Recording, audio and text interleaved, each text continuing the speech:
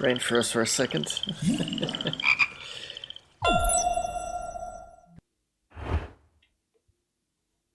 I almost briefly forgot which folder I put the game in.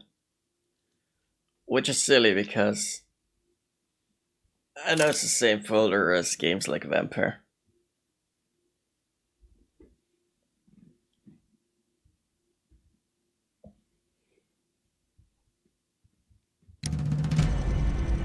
And in general, games that can't fit anywhere because I have so few, say, crime games, for instance, in my library.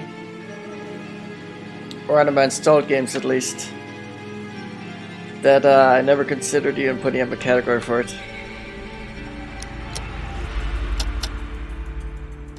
We were doing Infamy, weren't we? Oh, so hi, how you doing?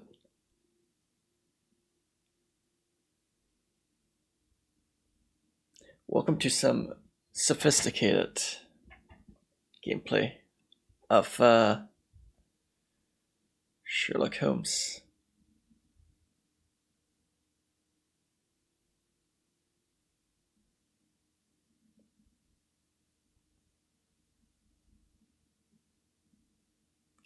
I think we need a camera soon, guys. What do you think? Before I get old and grey. Father, Mr. Orson Wilde is here, and I'm going to stay with Miss Alice. What? Did you forget? Orson Wilde, you know, the star of American theatre. And he's visiting and staying with us. You did forget? No, not that. I meant you wanting to stay with Miss Alice. Yes, that's right. Miss Alice suggested it. She told me you couldn't possibly refuse.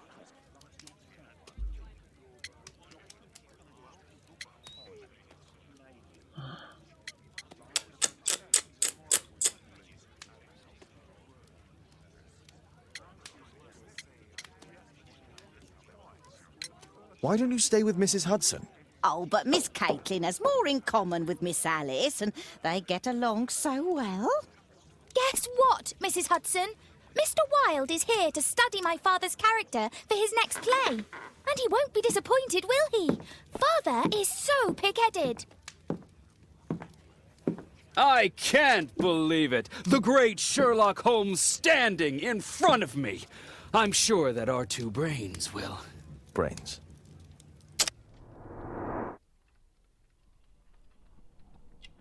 Brains. Speaking of brains. Follows fashion trends. What's this? American Pride, or does he mean want to attract attention? I feel like it's gotta be Pride. Proud to be American. Tobacco Holmes' preferred brand. Does he have that for a reason? Personalized boots. What's this? Gotta be self-affected.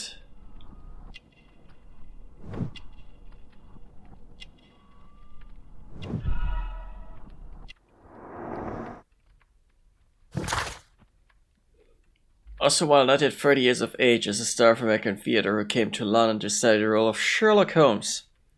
It is probably he began his study previously. He smokes the same brand of tobacco as Holmes. Orson is narcissistic and follows fashion. He admires his own reflection. The British pin to his breast displays his American pride.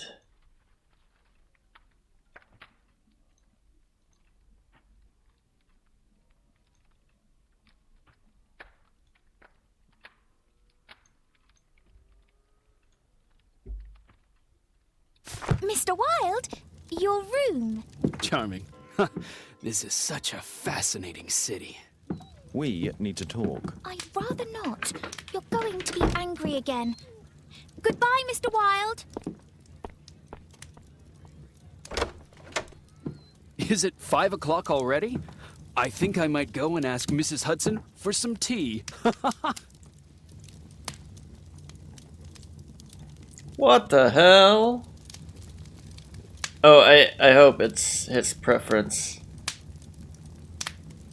And nothing stranger than that.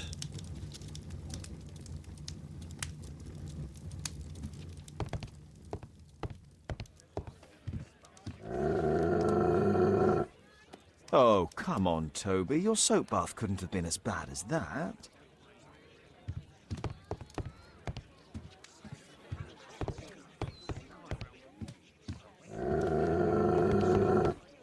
Oh, come on, Toby. Your soap bath couldn't have been as bad as that. My archive. I can always consult with it. My archive.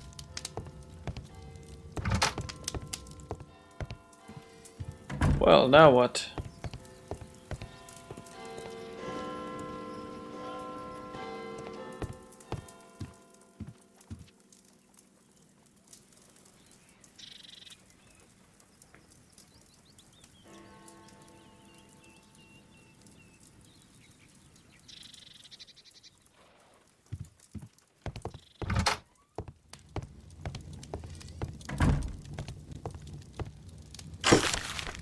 Hey, another letter.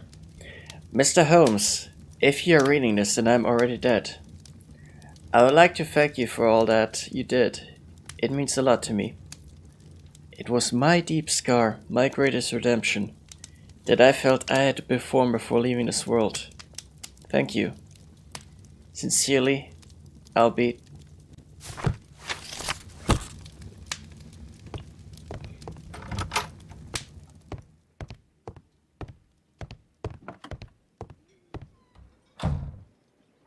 Oh, Wilde's already making himself at home.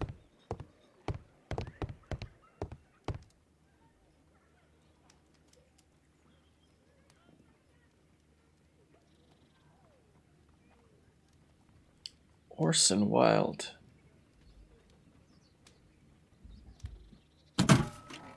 Wilde truly has a perfect disguise kit. Do actors really need all this?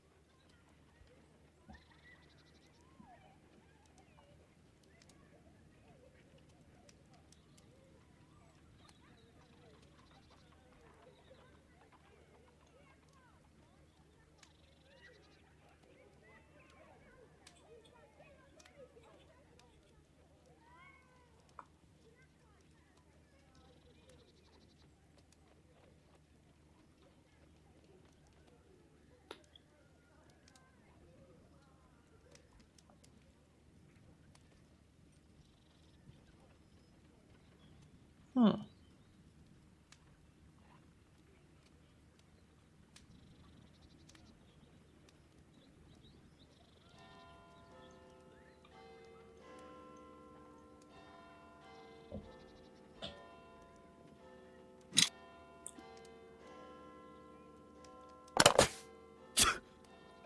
Face powder of an excellent quality.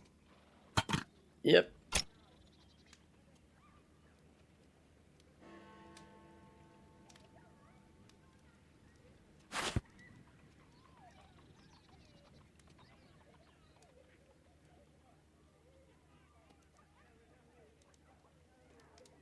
I use the same brushes for makeup.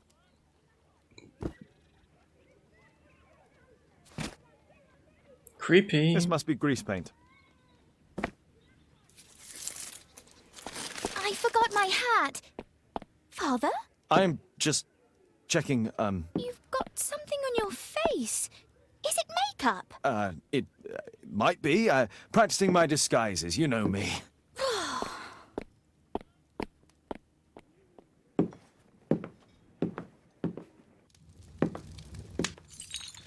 No, don't touch that! No!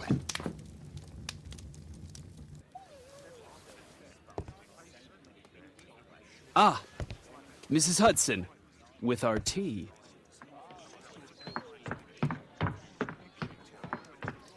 Nope. Not quite. We have a visitor. However, the lady is not so much angry as perplexed. Good day to you, gentlemen. My name is Mary Sutherland. I have come to you, Mr. Holmes, because I would give everything I have to know what has become of Mr. Hosmer Angel. Why the haste, Miss Sutherland? Mr. Hosmer Angel has disappeared, and my father, Mr. Winterbank, will do nothing. It makes me so angry.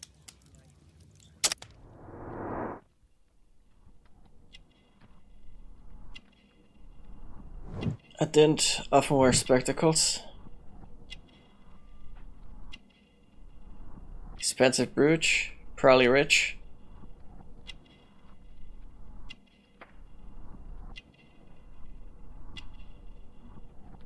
Ring could be... It's on the ring, so it could be an engagement ring. Family rings usually worn on another finger, I think. All things considered, you know.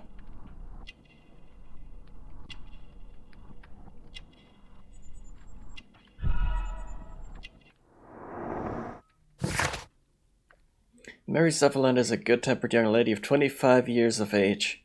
She has poor eyesight. She has failed to notice that she is wearing mismatched boots. Mary is a wealthy young lady. She is engaged to be married.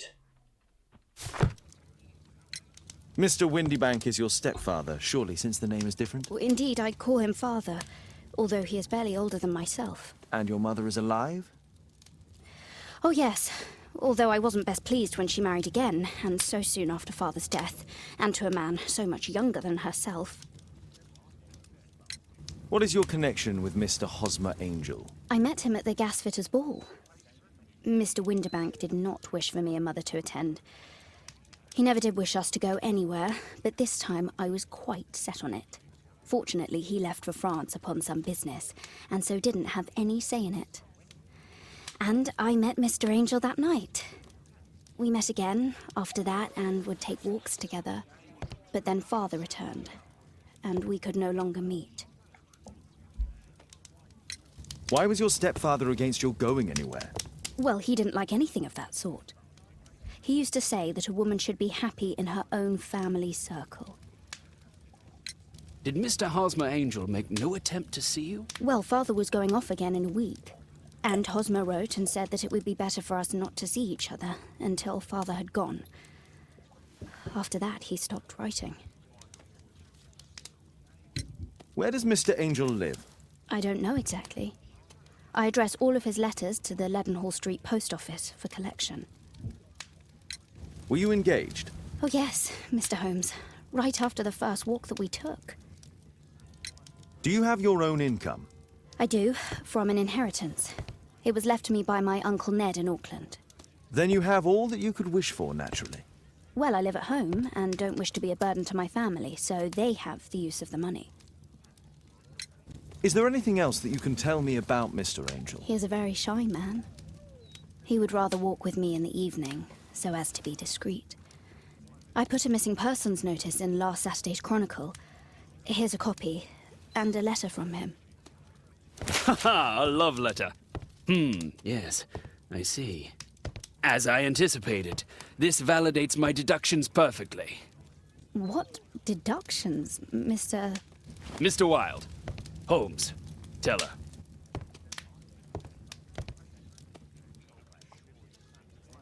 Really?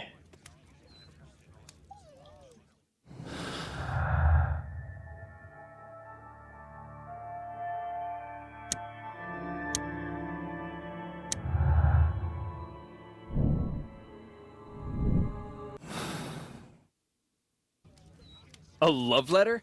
Aren't you dying to read it, Holmes? Mr. Holmes, what do you think about the letter on the table? Do you think it might help? Thanks to Wilde, my analysis table has been completely destroyed.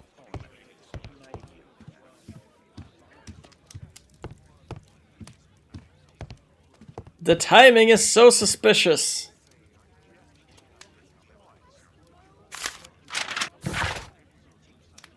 A disappearance. A gentleman by the name of Mr. Hosmer Angel has mysteriously vanished. Mr. Angel is of around 5 feet 7 inches in height, of strong build with a sallow complexion. He's black hair with bushy side whiskers and a mustache. He's likely to be wearing tinted spectacles. On last sighting, Mr. Angel was dressed in black silk frock coat with black waistcoat and grey Harris tweeted trousers. He's known to have been employed in an office in Leadenhall Street. If you're in possession of any information, please come forward. There will be a reward for any help given in finance, gentlemen.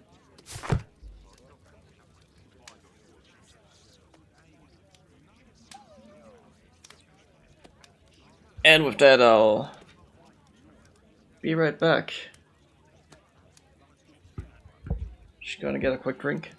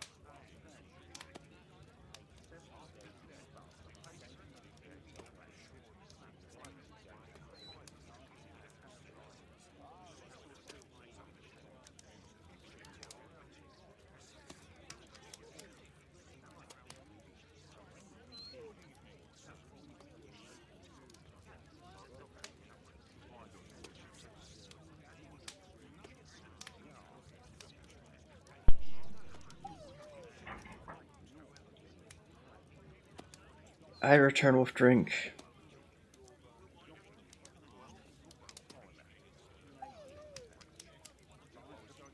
So, let's see what we have here.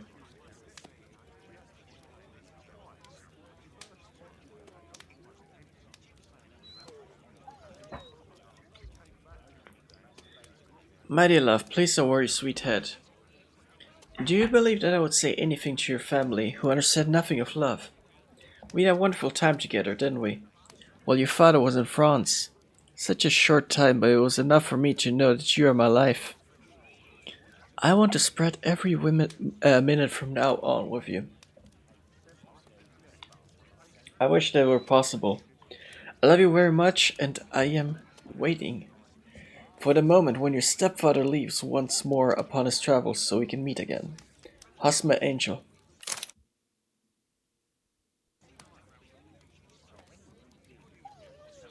This is strange. The love letter is typewritten. Good quality paper, quite smooth.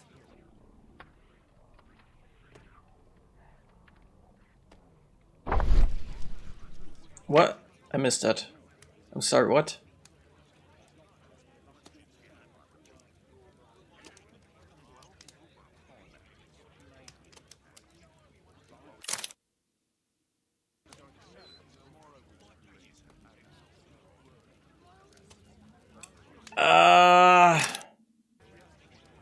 I missed a very important information. Right here.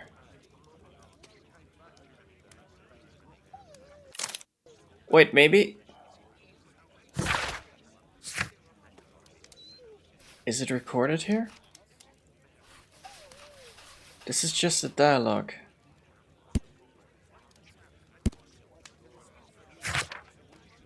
Fudge.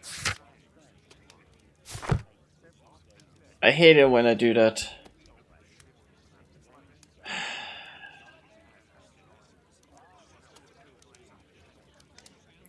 I was really curious because... This is strange. The love letter is typewritten. Oh, okay, never mind. Good quality paper, quite smooth. Fairly common ink, nothing special. Hosmer Angel decided not to leave his signature.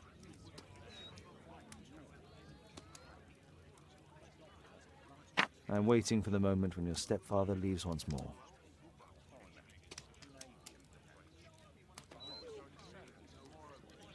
We had a wonderful time together, didn't we, while your father was in France?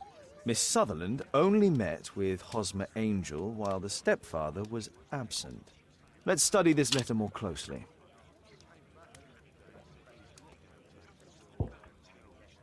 There are some letters with typographical defects. Miss Sutherland, do you have any other letters from Mr. Angel? Unfortunately not. But I've brought my father's letter from Paris. Here it is.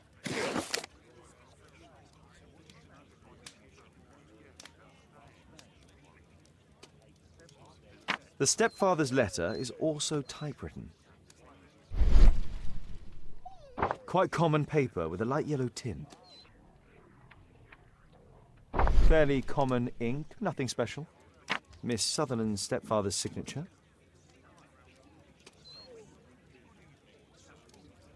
I hope that you'll be an obedient girl.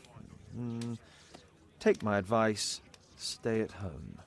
The stepfather is trying to keep the daughter at home. Let's study this letter more closely.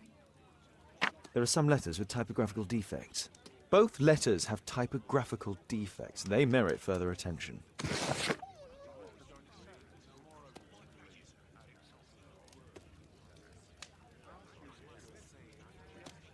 Hold on, is there a K in here?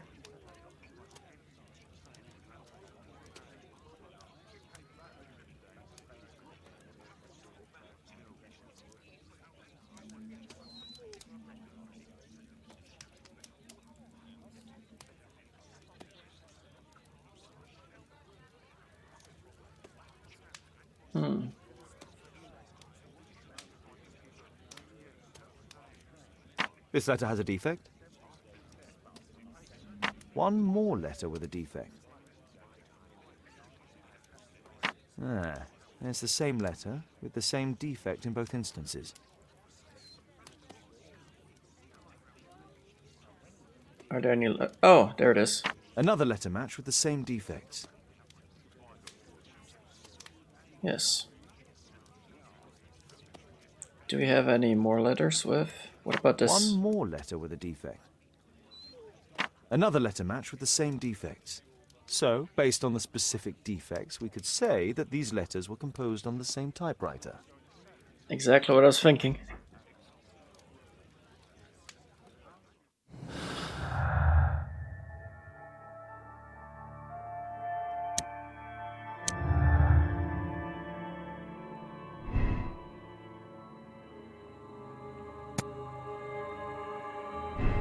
But let's just assume they were different typewriters.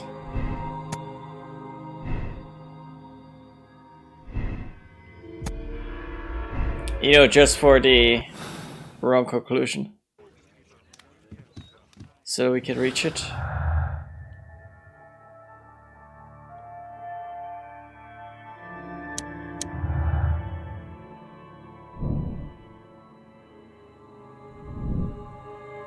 Mary had the opportunity to socialize without her father's knowledge.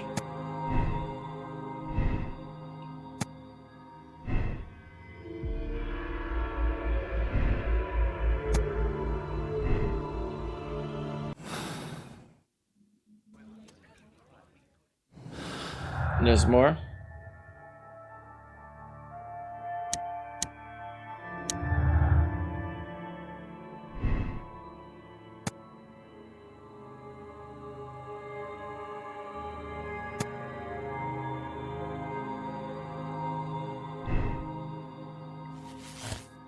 Let us assume shyness.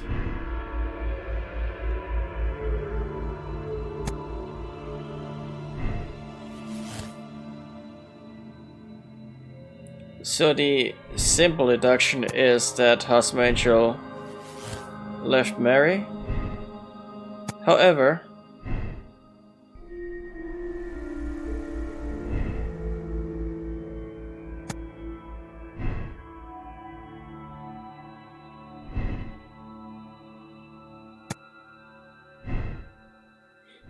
never mind.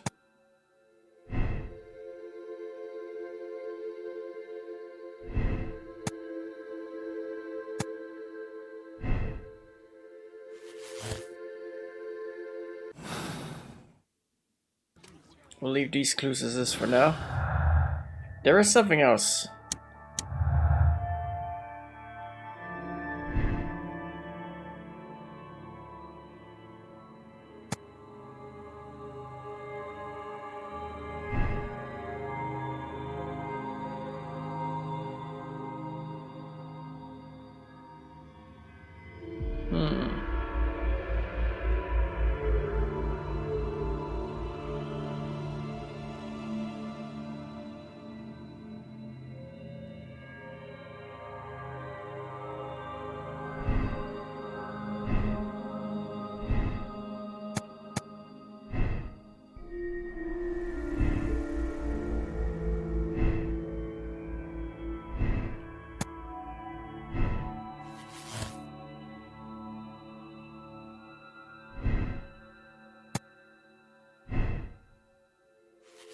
If you assumed it was the same,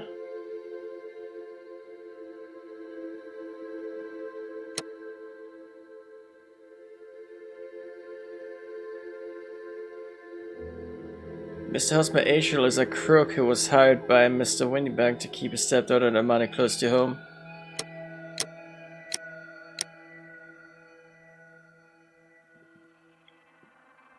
What else?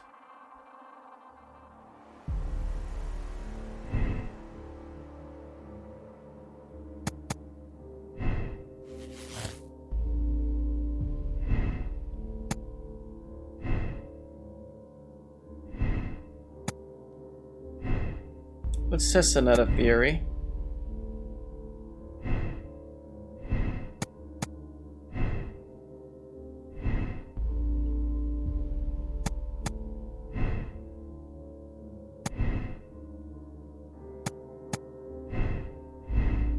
Which would be that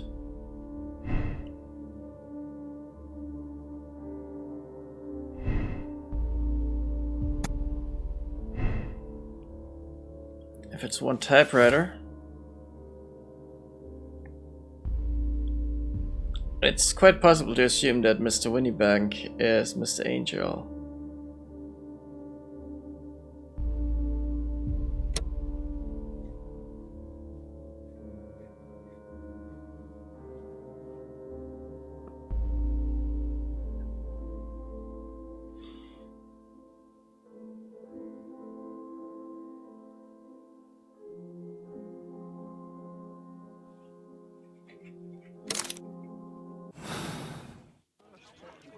You should try to let Mr. Hosmer Angel vanish from your memory, as he has done from your life.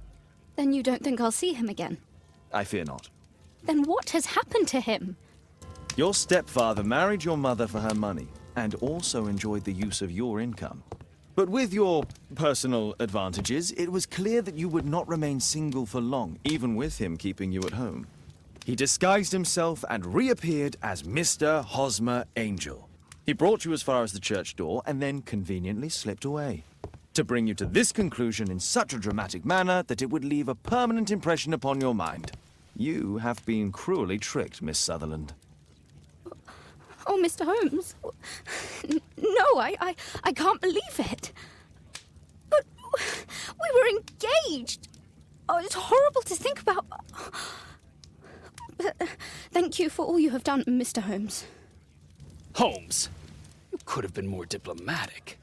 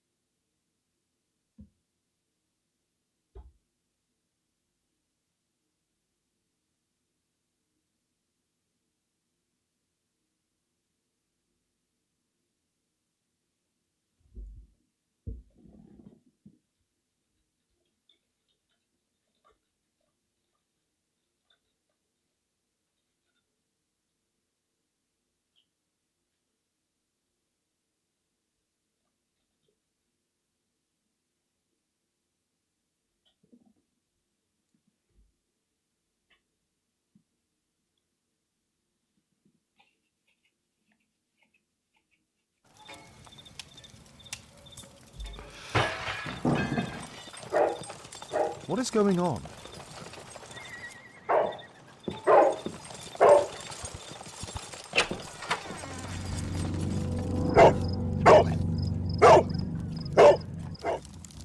Mr. Holmes, is everything all right? Oh my god. Go back to your flat and stay there with Kate. Wild, wake up. God damn it. Wild, wake up. I guess not.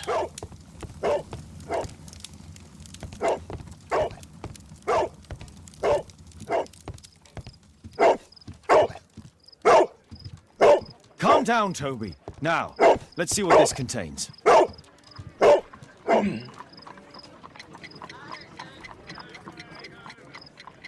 Oh god.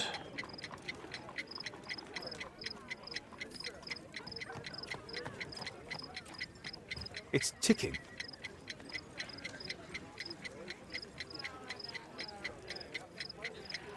It is ticking. I don't like how it's ticking.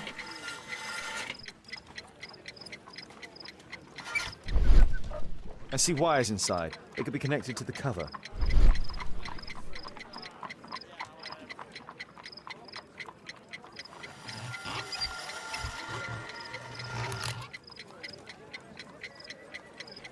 Okay,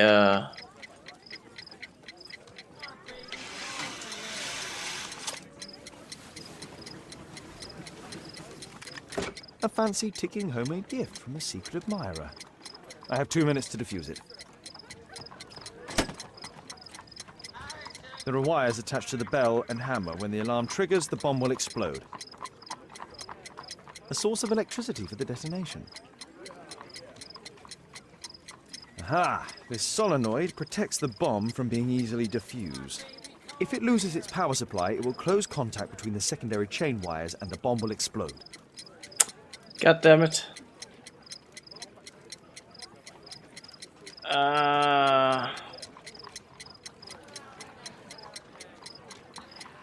A package with explosive material. There are wires going in and out. It's useless to predict how they might be tangled up inside. You know what?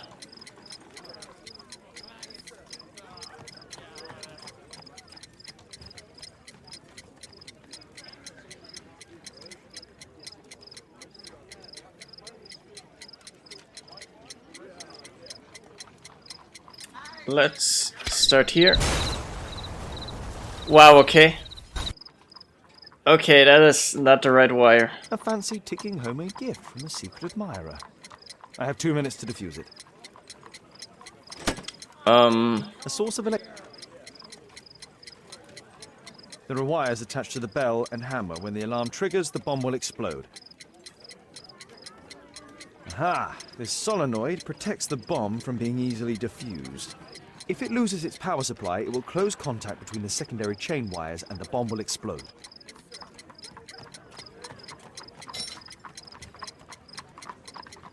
So if you start here. Whew. Then here. Then here.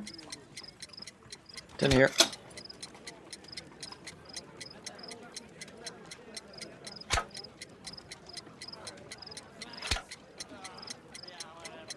Nope. Cancel.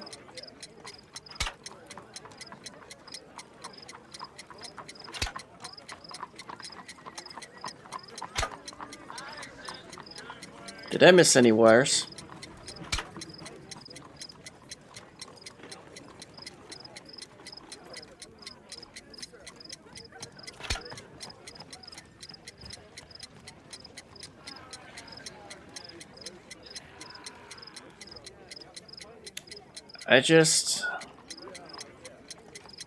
I think that's literally every wire in existence cut. If there are any more, then I must up my gamma setting. And I think this wire up there might have been pointless. But hey, let's see.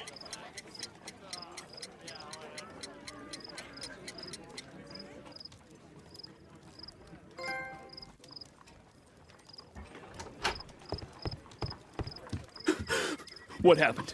Just a small bomb. Somebody wants to kill me? What for? I don't believe that you were the target. Who then? Mr. Holmes, are you all right? I saw the bloke. I tried to catch him, but he escaped. Can you describe the man?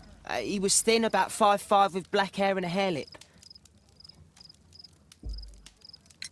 Wiggins, tell us everything you saw. The fellow was watching your place, so I thought maybe he's a client. But then he took something out of his jacket and threw it, smashing your window. I shouted at him and he took off. I grabbed him by the sleeve, but he wriggled out of his jacket and left it. I'm sorry I didn't catch him, Mr. Holmes. You did very well, Wiggins. Now, let's take a look at that jacket. Here it is. Good job, Wiggins. Here's a penny. Oh, thanks, Mr. Holmes. Who tried to kill me, Mr. Holmes?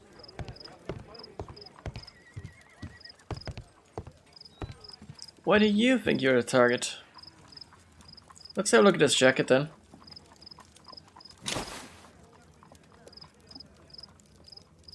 Swiss knife. JT. JT are the owner's initials. Let's see what's inside. There could be a hidden message that's been written with some lemon juice. No, don't touch anything else. What the hell? There are I could read the text with the help of my analysis table if Wilde hadn't already destroyed it. I could read the text with the help...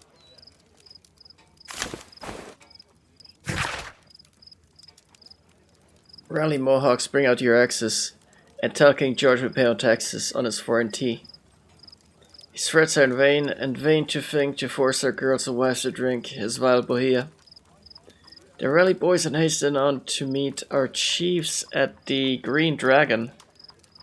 Whoa! This suddenly turned into Assassin's Creed 3. I'm joking. A poem. But what does it mean? This isn't a poem. It's a song called Rally Mohawks. That great moment when America rebelled against England's dominance. Then rally, boys, and hasten on to meet our chiefs at the Green Dragon. And I bet they hoisted a tankard of ale and invented a new nation. Along with deciding if this was the week they got to dump some tea into Yon Harbor. Why ever did he keep such a song in his pocket?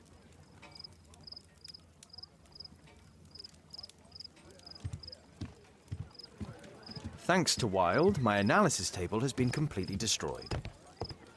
Good job, Toby.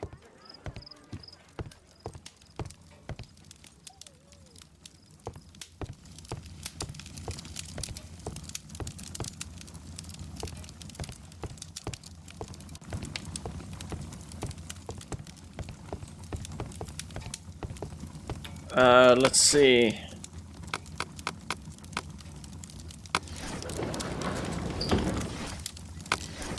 Wait.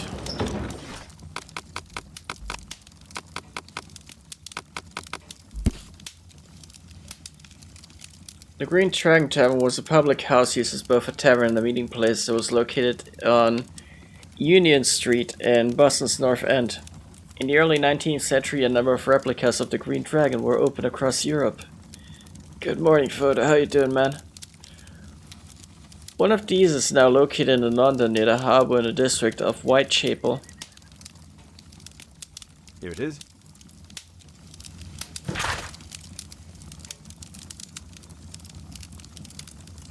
That's all I can do for now. Let's try and get a few hours of sleep.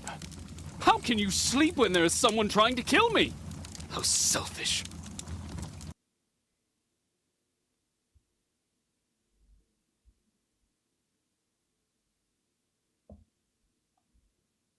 Sleep is good. Speaking of sleep, how's your sleep been? Alright, man, see it.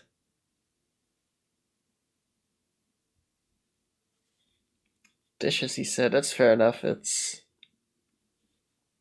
What is it in America? 7 a.m.?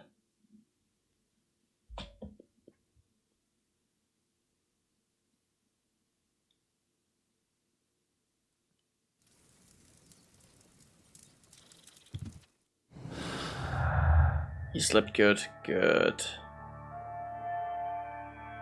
I didn't want to keep you. Feel free to do your dishes. Thanks for leaving the stream up.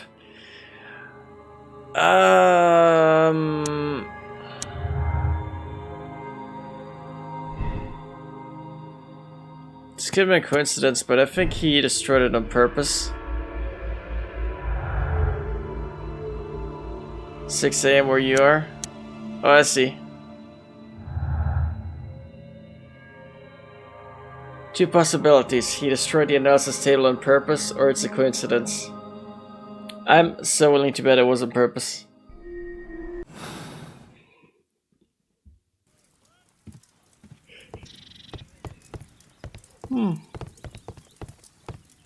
Let's have a look outside. He's so funny. Thanks to Wilde, my analysis table has been completely destroyed. Oh my, I see you and Kate are best friends already. It's incredible how quickly Mr. Wilde has understood, Father. Did you sleep well, Kate? Very well, thank you, Father. Is that Wilde? Whatever is he doing now? He's transforming you into a legend. Oh, silly man. Kate, what's the matter?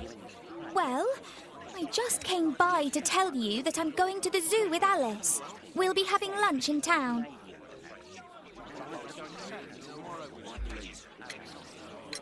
That's kind of her, but I'd rather you didn't take advantage of her generosity. It's my birthday today, Father.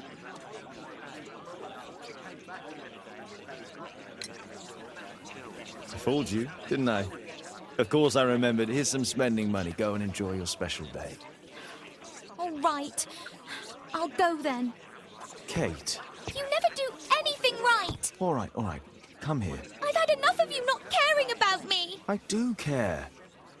I've just had a difficult night. Yes, Alice told me about the bomb, but you wouldn't. Kate, I only want to protect you. You don't understand anything. I wish Alice would adopt me. Don't be ridiculous. I don't know why my parents entrusted me to you. Did they really know you? Kate, come back. Oh, fourth. Damn it. Such a waste. This Alice, I have an odd sense about her. It's as if she's playing with Kate's feelings. This would be a good opportunity to investigate Alice's flat while they're absent. And anyway, it'd be better to visit the Green Dragon Tavern during the evening.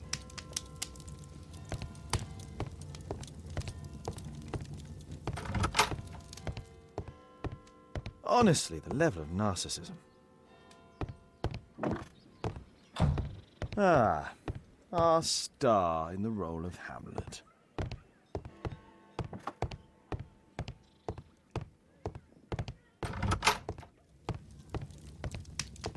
All right.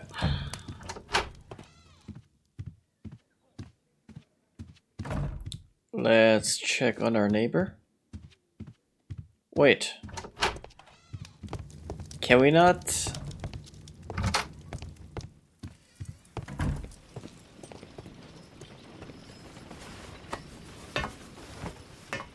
Let's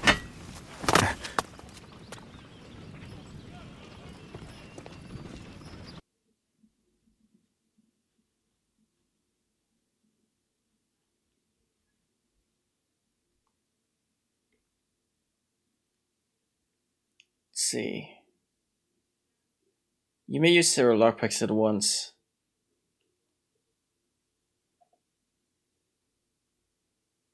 So, in this case...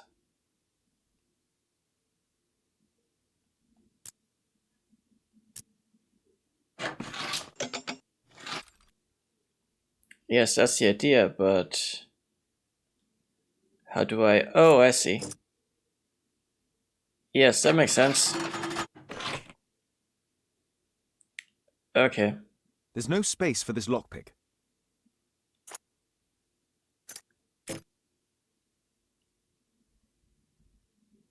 Yes. There's no space. There's no space for this lockpick.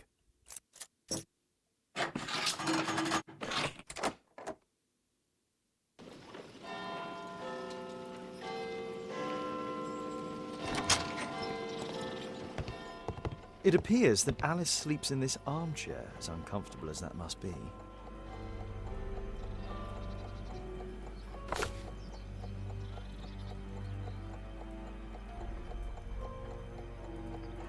Alice prepared a gift for Kate. She remembered her birthday. Well, women are good at that sort of thing.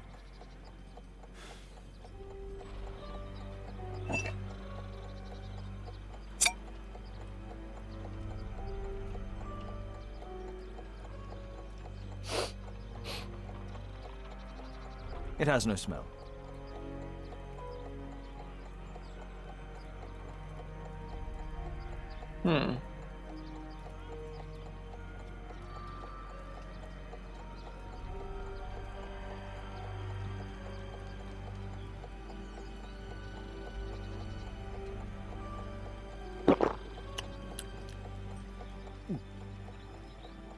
It has a bitter taste. No smell, bitter taste. It's a tincture of barbiturate. A soothing drug to aid sleep.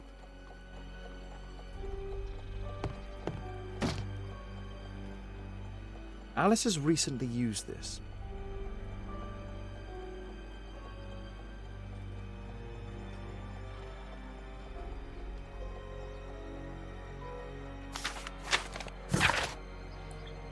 Dear Miss, thank you for your most recent delivery of shirts for my cousin. They are marvelous.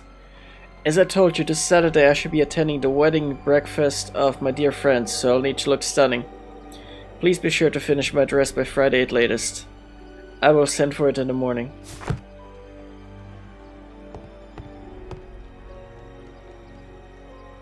A phonograph cylinder.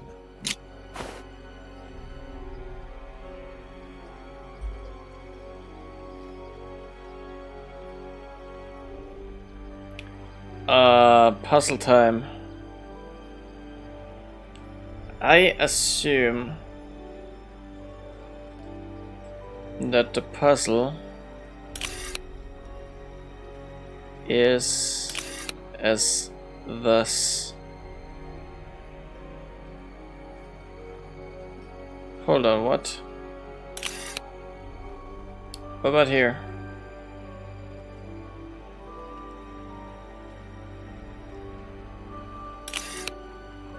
No. Yes.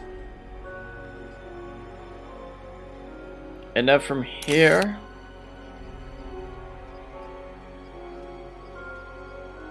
We must arrive to either end. And finally.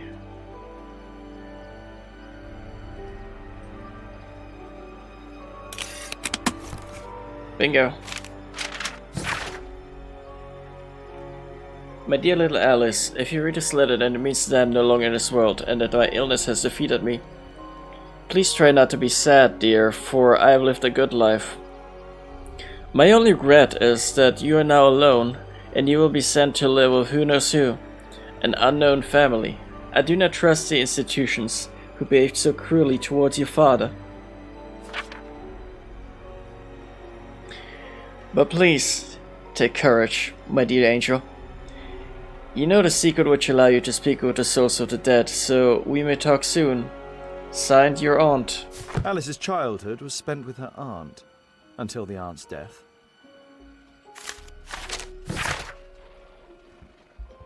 My dear Alice, thinking of you now has made me remember the past.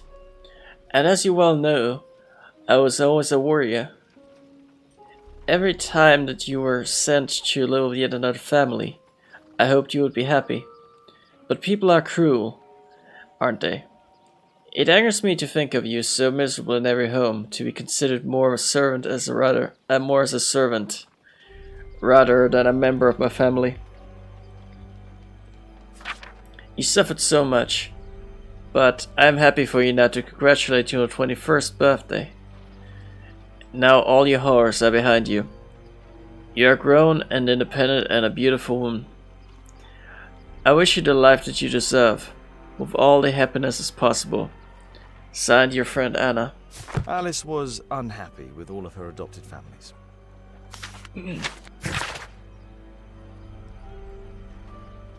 He wakes early despite the fact that the lamp in his room glows into the small hours.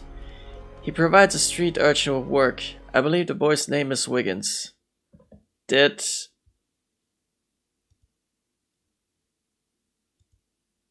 Why did remote play spontaneously crash on me? That was not cool.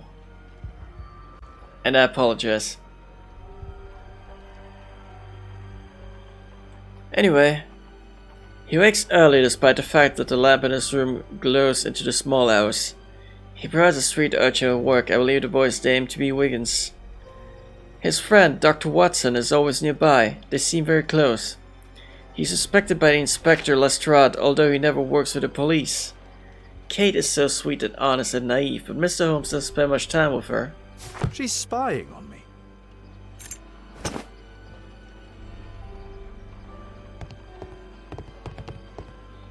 It looks as though Alice has not slept here for a long time.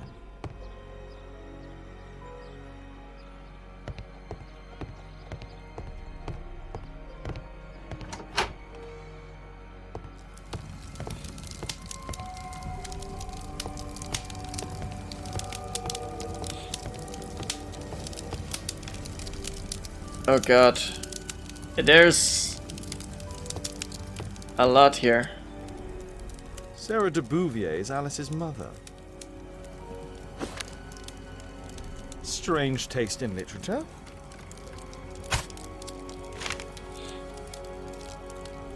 Her full name is Alice Floella Hamilton.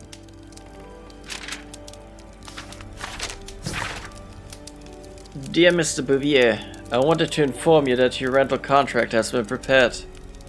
You can come to collect it whenever convenient, any evening of the week. Miss Hudson, landlady. Alice used her mother's name to lease the flat.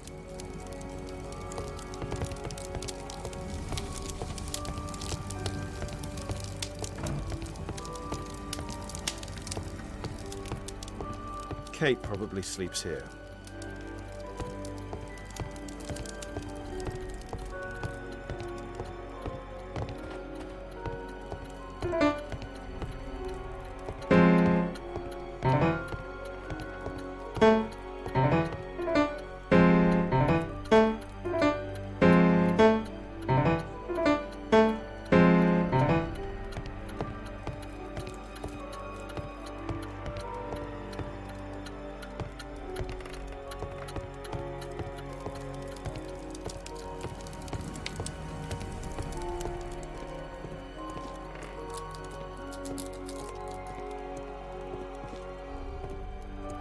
This lock is quite new.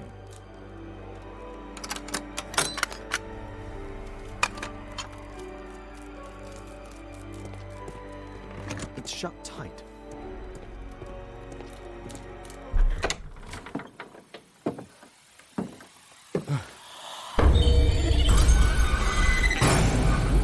Oh my god. That's, well... Louis Napoleon Bonaparte. The wheelchair is the same as the one in the photograph above.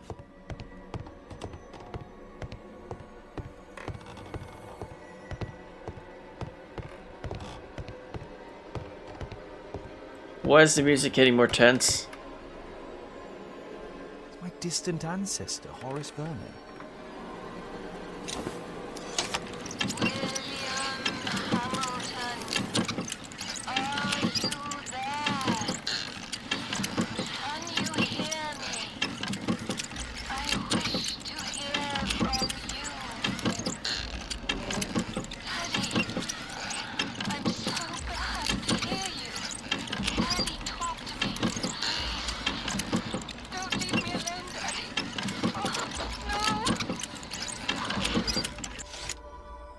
Alice is talking with her father, William Hamilton.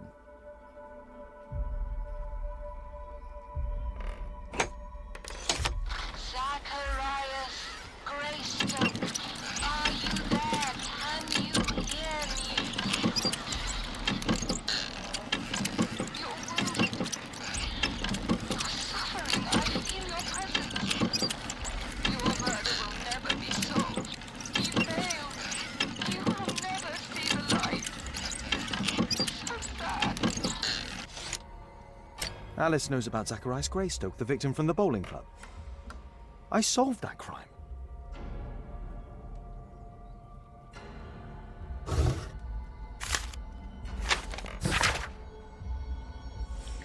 Mass suicide leaves 27 dead at Ceuta, Spain. The bodies of 27 people, including 4 children, have been discovered in Ceuta, Spain. The deceased, who members of the Veneration of the Dead, had consumed a soft drink laced with deadly cyanide and sedatives. Police were only able to... Police were only able to save one young woman, Alice Fuella Hamilton. The lady, who was unharmed, yet in very deep shock, remains unable to shed any light on the sad case.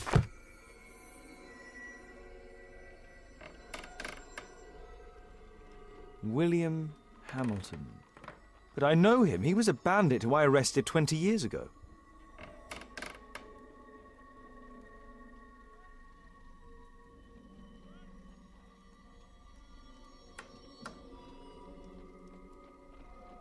Oh wait, is that from...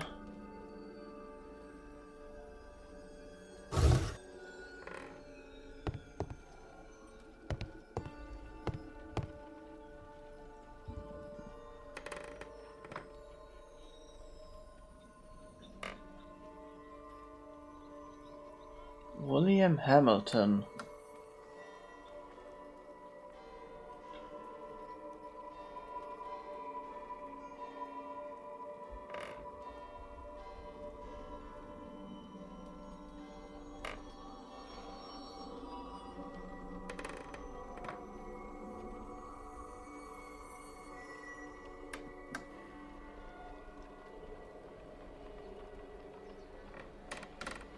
Must be from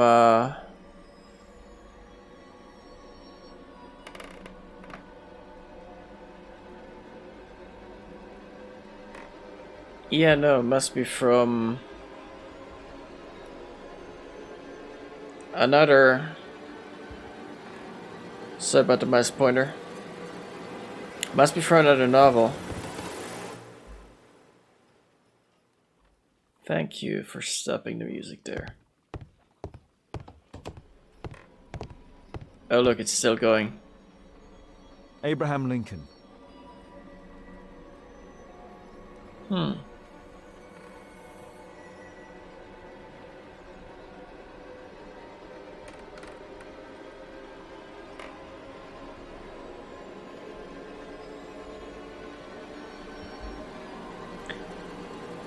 Hold on, I gotta catch up with chat. So I got called yesterday afternoon basically to cover for the person to quit the job. Made $20 plus worked 6 hours. Paid for a French wine. Must have been a very cheap wine.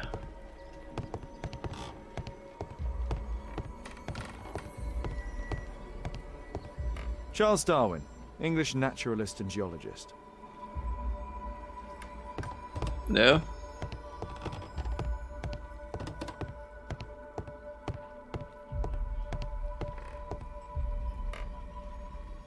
Are you sure? Is this a picture of Alice? My word, look at this setup. Alice practices spiritualism. I finished here, time to go. Time to go as swiftly as possible.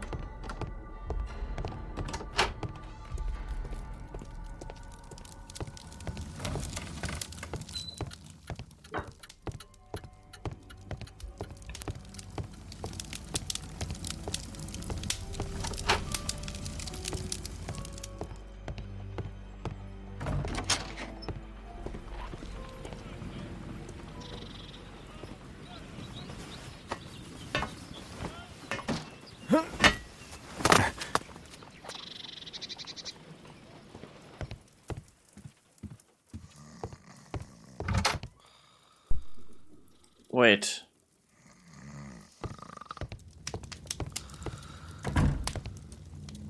Are you serious? Perfect. This is a good opportunity to investigate the Green Dragon Tavern alone.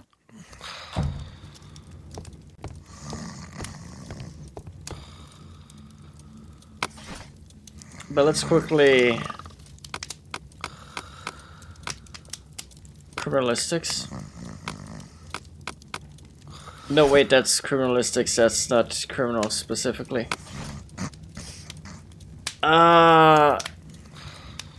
We have a year. 1880. A failed escape from Newgate prison. Four prisoners crawled through a narrow drainage pipe to escape. Four prisoners crawled through a narrow drainage pipe, that is, to escape from the Newgate prison in London. It was a well-prepared delayed operation, but ultimately unsuccessful thanks to the fast reaction of a police force. Two of the prisoners were killed. The remaining men were sent back to prison. One of the dead prisoners was the prior criminal Lord of London, William Hamilton.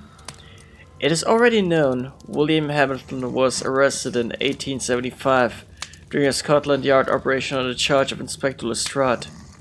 During that investigation, a major role was played by the consulting detective Sherlock Holmes. After the arrest, and due to his wife being deceased, Hamilton's young daughter was sent to live with her aunt. Here it is.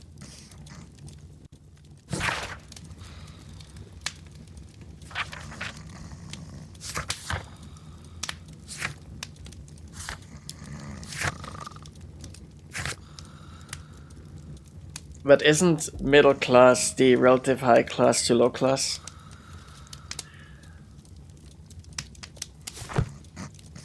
We should disguise ourselves as a bandit.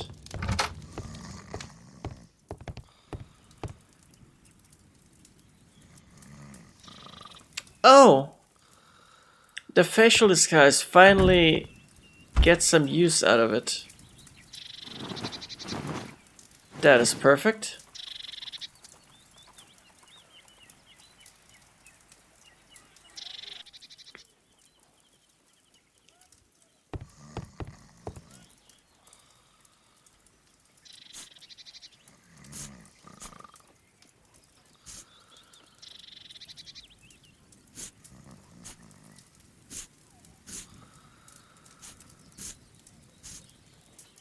Let's use this for facial hair. Some glasses.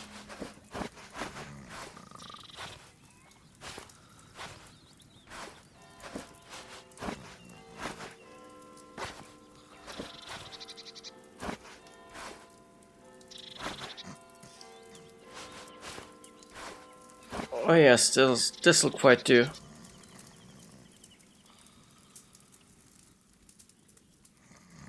Wait, your wine had a taste of tobacco in it? Are you sure it was wine? Thanks to Wilde, my analysis table has been completed. Oh my, I see you and Kate are best friends already.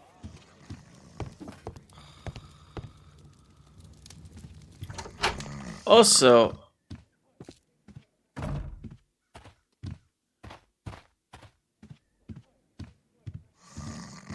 you can hear him snore all the way to out here.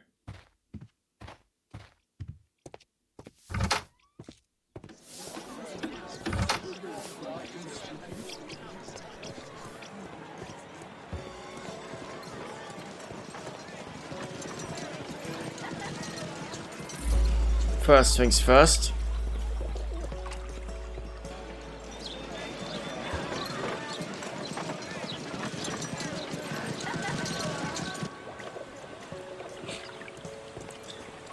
What even is that animation supposed to represent?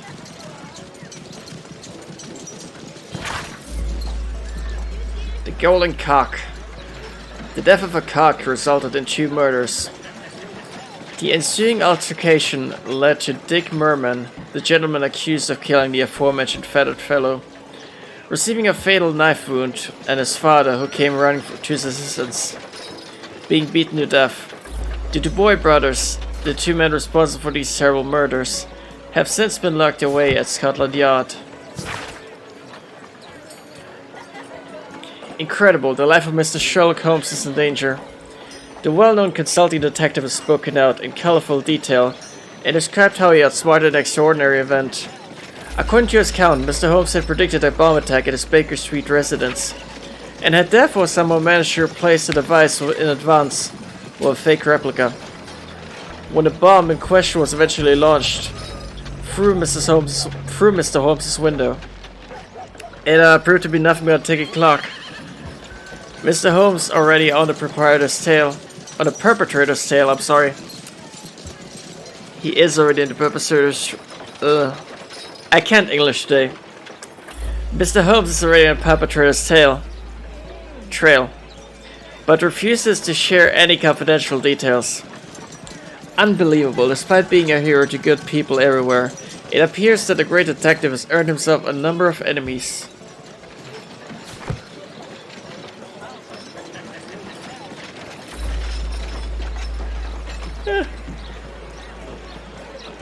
No other news as of yet.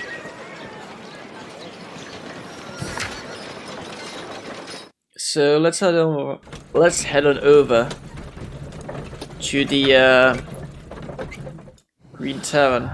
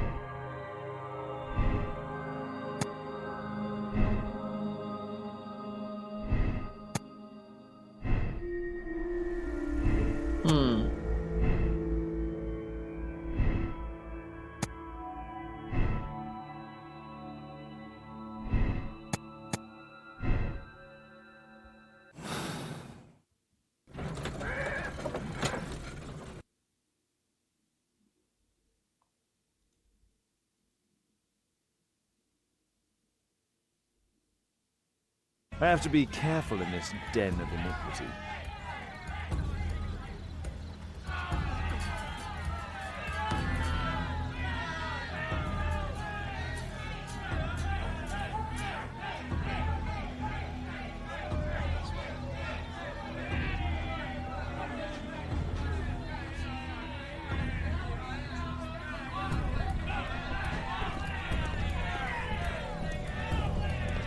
Come on, Bobby, push back!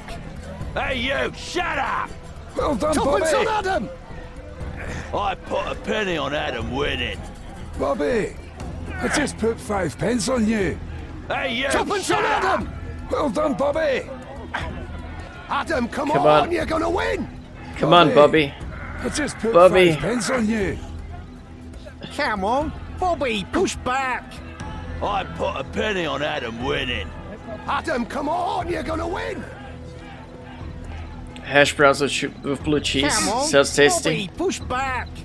Hey you, shut up! Well done, Bobby! But also very confusing. I put a penny on Adam winning. Bobby, come on, I just put 5 pence on you. Hey you, Tuppence shut on up! Adam! Well done, Bobby! I put a penny on Adam winning. Bobby, I just...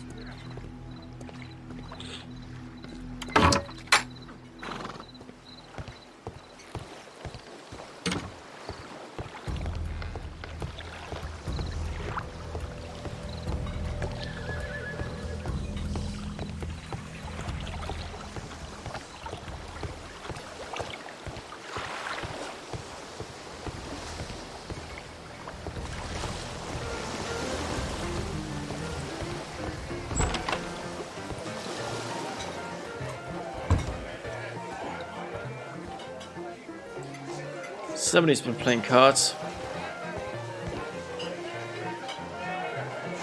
I should be quiet so that I can Let's listen to what people celebrate. say. There's no one to eavesdrop on from here.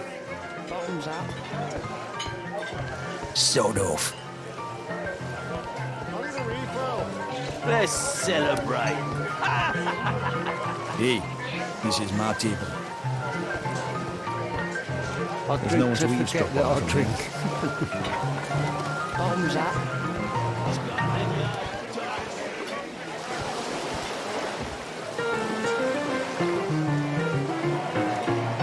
I can hear nothing from here.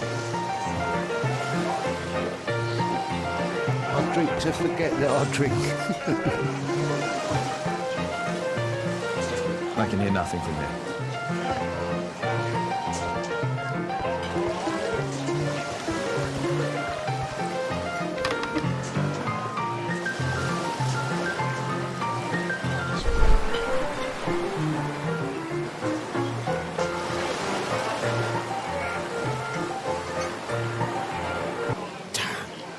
The attack on Holmes failed. I need a refill.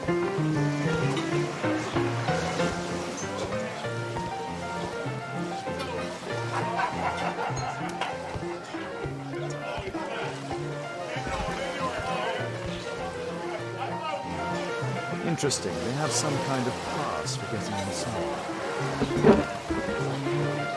Cheers. Bottoms up. There's no one to eavesdrop on I from need a here. refill. Let's celebrate.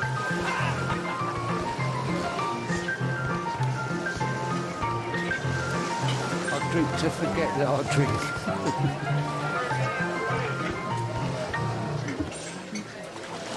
I can't hear really nothing from here. hear them from here.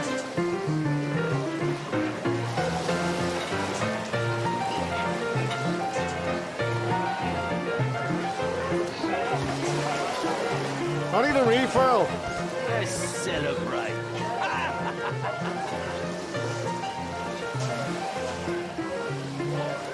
I drink to forget that I drink. Bottoms What up. about here?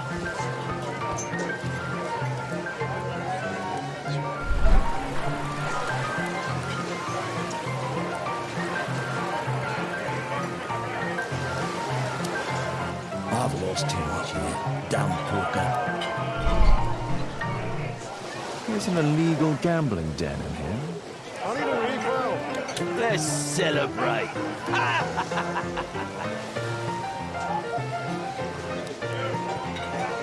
I drink to forget that I drink.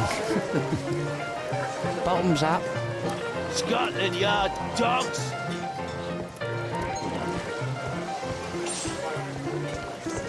Let's Can we do anything else? celebrate.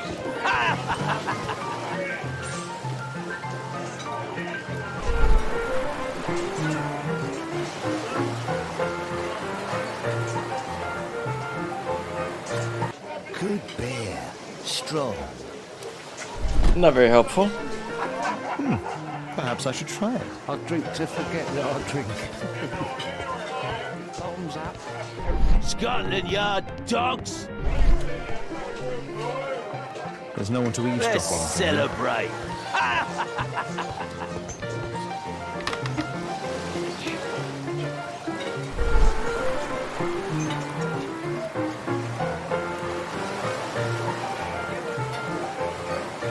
The man with the air lip. He was afraid. He ran upstairs.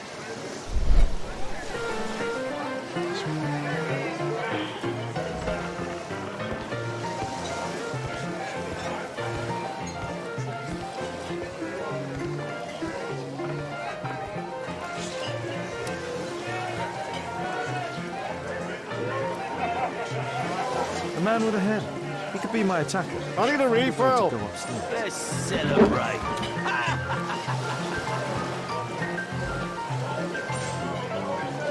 I drink to forget that I drink. Now what? Bottoms up. Scotland Yard dogs. Let's celebrate. Bottoms up.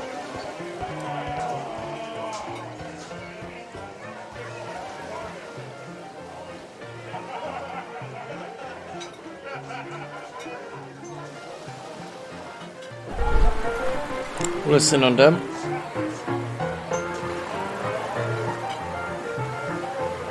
Pour me a double.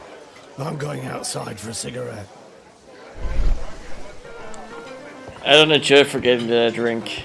I know about you, the photo.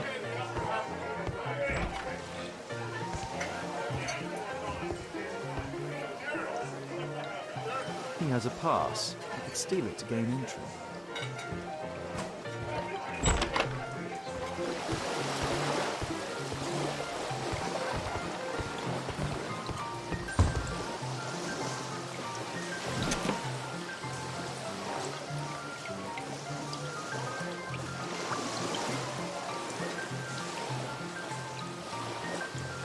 Where is his pocket actually? Is that it?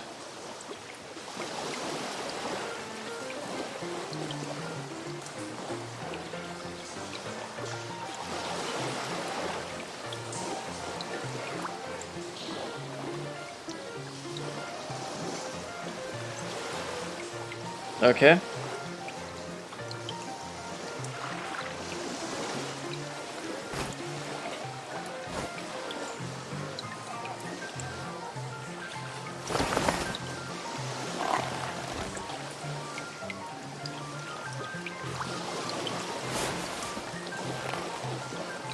Obviously we should return it before he notices. A neat job.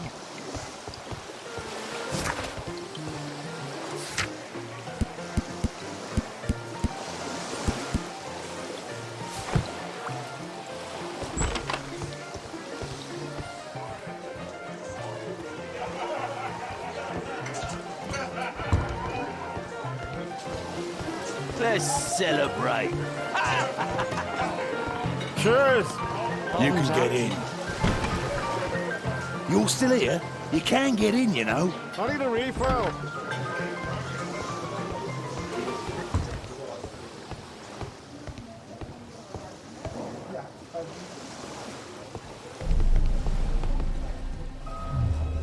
Is that a man?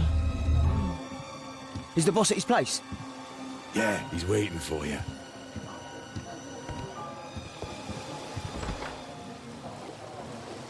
Our man. I should find a way to follow him.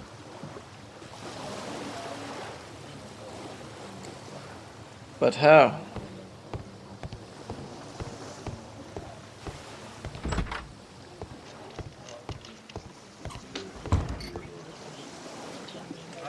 Luck is on my side. Get up, fresh chili. All in. Ah, it's my lucky day. Fools Get snappy. think faster. Luck is on my side. You loser. All in. We're gonna have to get past this man. I have to get across to the other side. Perhaps from there I can reach the guarded area. Look it, snappy. You loser. All in. I can smell. But What are you looking at? Get up, fresh chili. Look it, snappy. You loser. I'm gonna win. Hey, what do you think you're doing? That's private. Gamble or get out. Luck is on Create my a diversion side. that will move the Get guard out, away fresh from the chili. door. All in. They allow knives here. A well cared for hat. Luck is on my side. Get out, fresh chili. All in.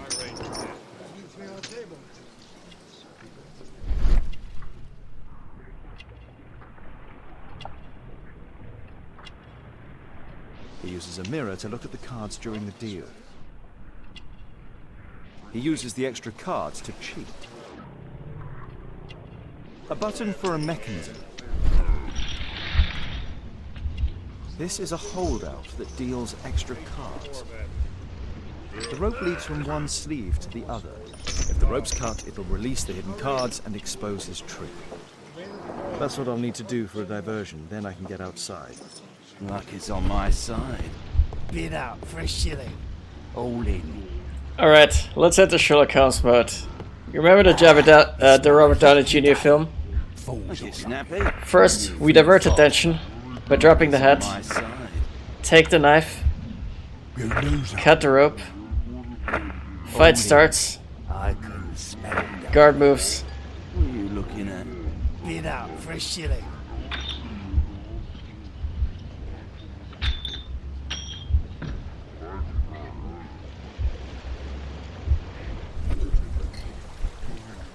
I need to link your clip sometime.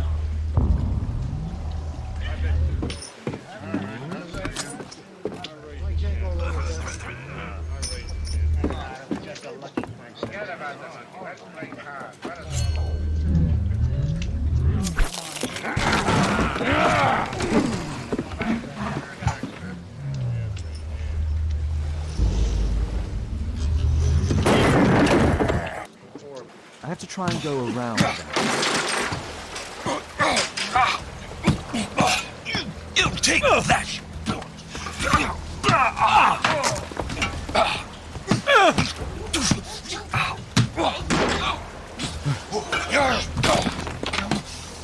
Get off my hands! You villain! You bad boy!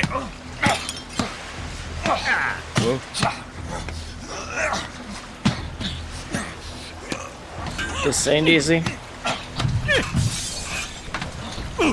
Just for the record.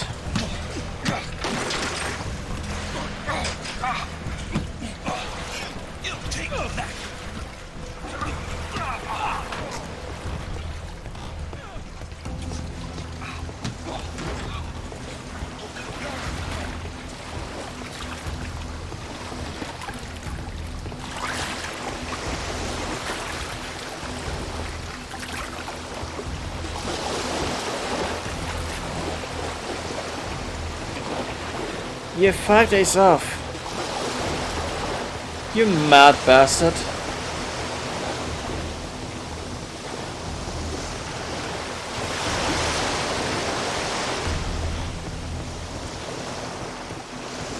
Those must be the windows of the guarded rooms.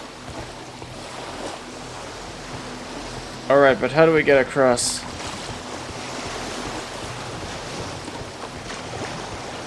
Gonna need an idea here.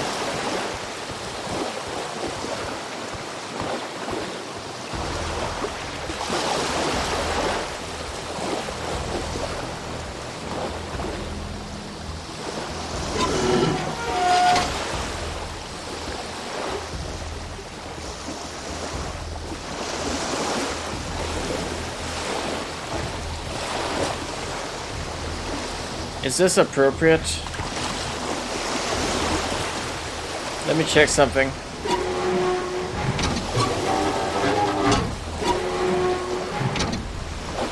This might be better.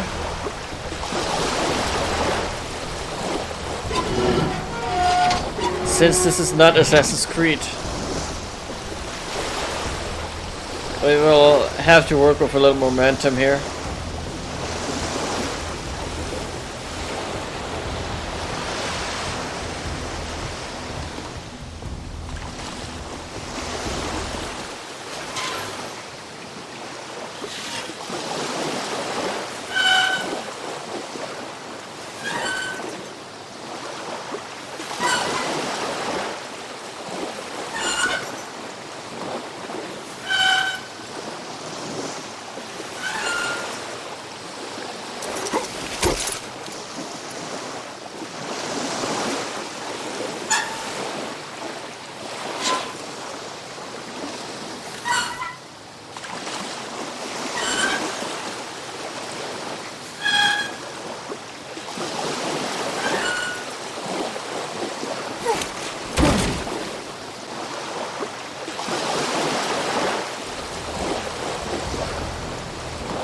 So good.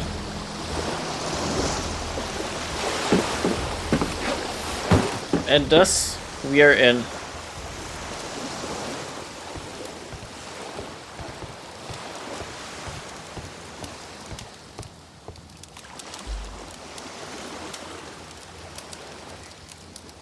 They only left this room recently.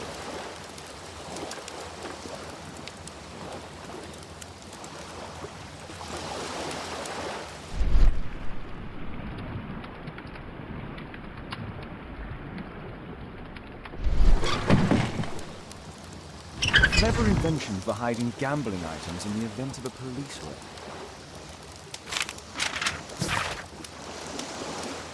Hey, the hammer.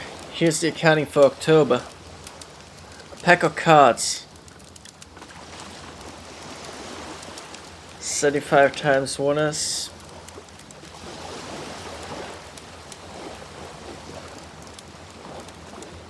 Wait, what were S? Were they pence?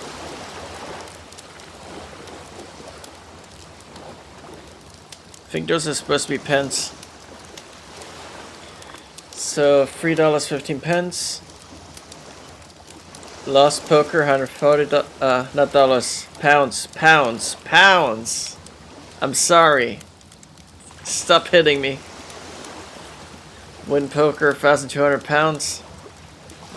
Lost dominoes, 63 pounds. Win dominoes, 108 pounds. Total 1,108 pounds, 15 pence. The hammer. Jack Cole, I remember him from the raid 3 years ago.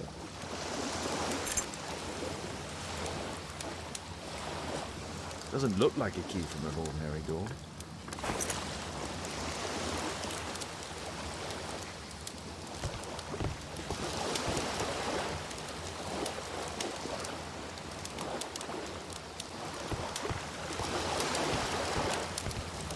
Alright, I'm gonna see in a bit.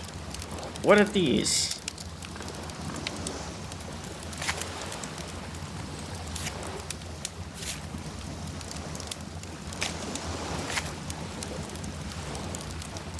A deck full of aces and a skip dialogue. Every card in this deck is the ace of spades. The man from the gambling room is the same card cheating accessory.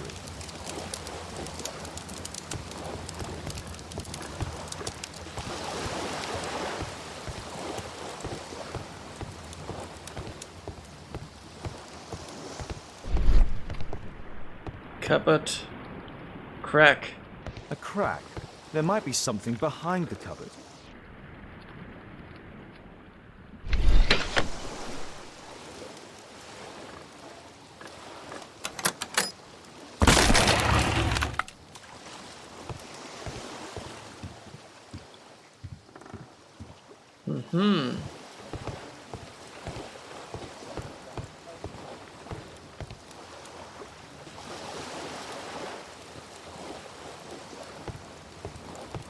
Wait, before I head outside.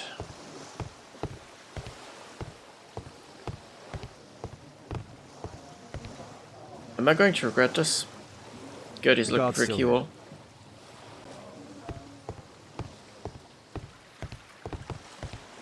This is good information.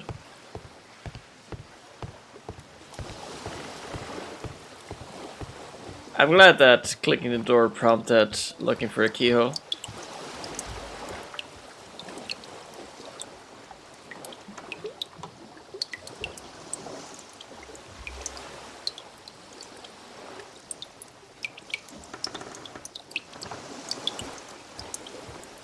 Damn, I'm late. Left. It's evident that all of these items were stolen by Jack Cole's gang. It's the suitcase belonging to that fellow with the hairnet. No doubt these things were stolen.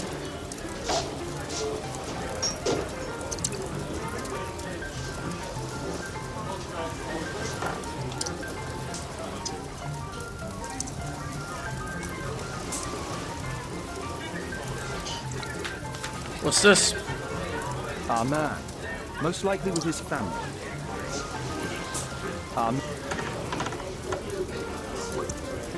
After moving into our new home.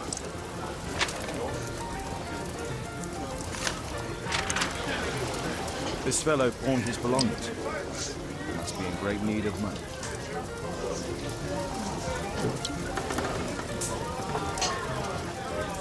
Butler's pawn shop. He apparently lives near this pawn shop. What's going on in there?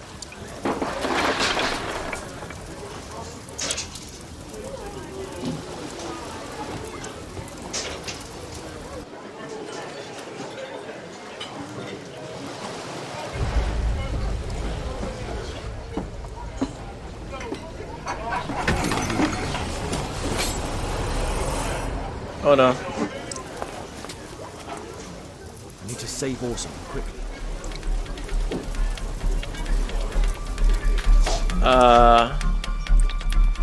Damn it.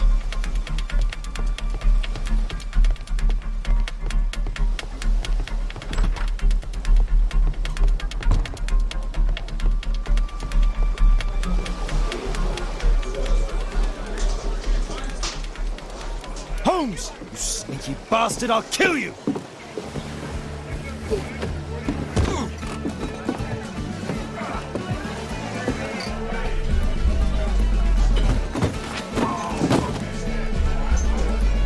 Bottle.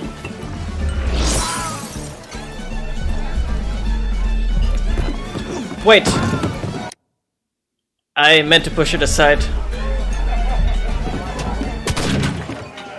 Damn it.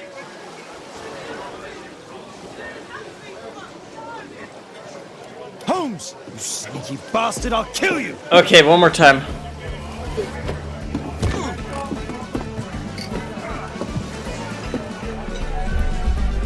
Overturn. Bottle.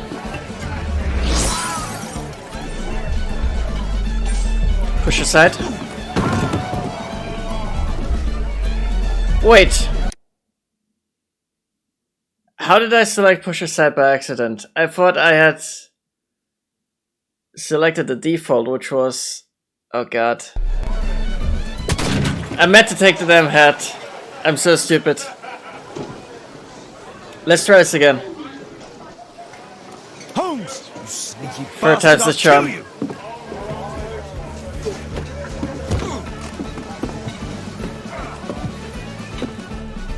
I'm sorry, this was meant to look way more impressive. Wait, what? So these are randomized. Okay, I see what's going on here. Holmes! You sneaky bastard, I'll kill you!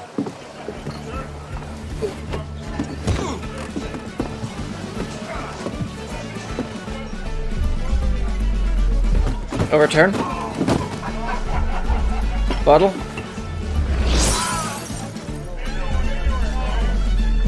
Take hat. Push aside.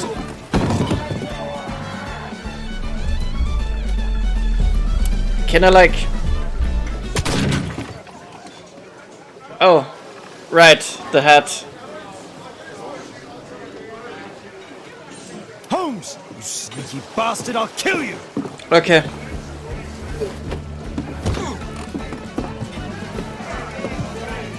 I'm so slow, I'm sorry. Overturn.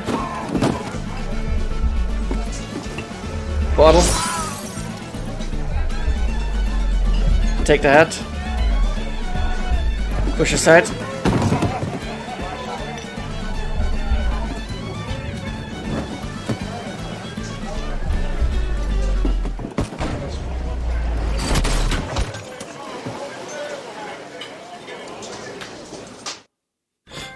Sorry, that took too many attempts. But what we have here?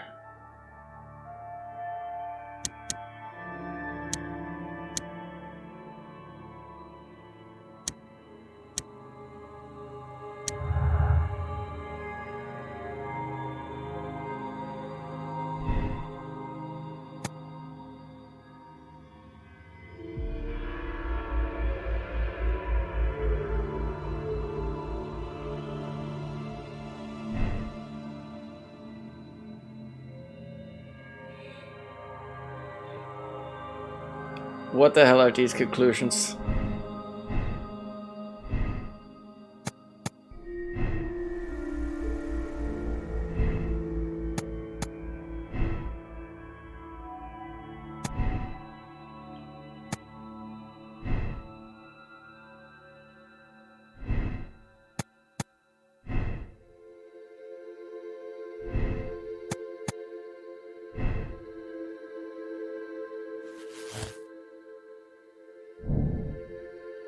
These assume that Orson is just an actor.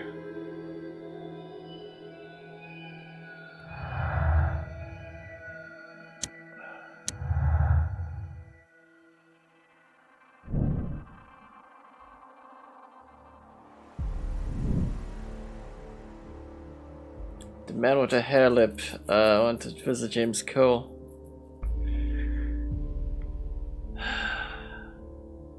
Yeah.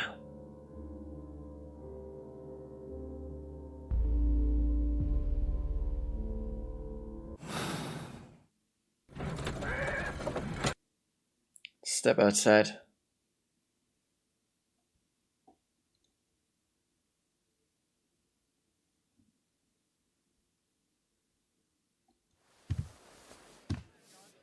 Who are you? You are Alice, yeah? Listen, Holmes suspects something. What are you talking about? You must be more discreet. Your little game with his daughter. No! Too soft, Holmes. But you are Mr. Holmes. Why on earth? You see, she recognized you. I expected it. You must live the character. You see... Now you go upstairs right away or I will drive you back to that pub, understood? And there you are. You've got it. All right. But seriously, you should take acting classes. I know that you came here to avenge your father. You moved into my building, you've spied on me, and now you prepare your revenge through my own daughter. Don't be such a fool. I adore your daughter. You see conspiracies in everything. I have good reason to. Perhaps you forget what I do for a living. How I pity you. You mistake sincerity for dishonesty. Do you dare tell me that your presence here is accidental? Obviously not. When the opportunity arose for me to meet you, then I came, but not with hatred, rather more with fascination. I had hoped to learn something about my father from you. Some answers as to my identity. When, strangely enough, I find that you yourself are a riddle, even to your own daughter. You shouldn't have involved my daughter in your sick problems. You're only confusing her. It's over. She doesn't know it yet, but I'll be leaving soon. I've finished my business here, and you will never hear from me again. Good. But you better speak to me directly. No being furtive. I had no idea that you could show such a high level of indulgence towards the children of criminals. I'm going. Please, I beg you, do not spoil my last moments with Caitlin.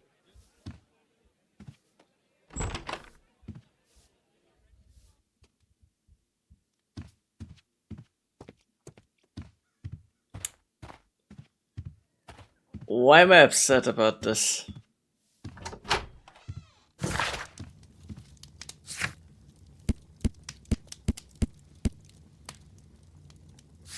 Police raid 1892.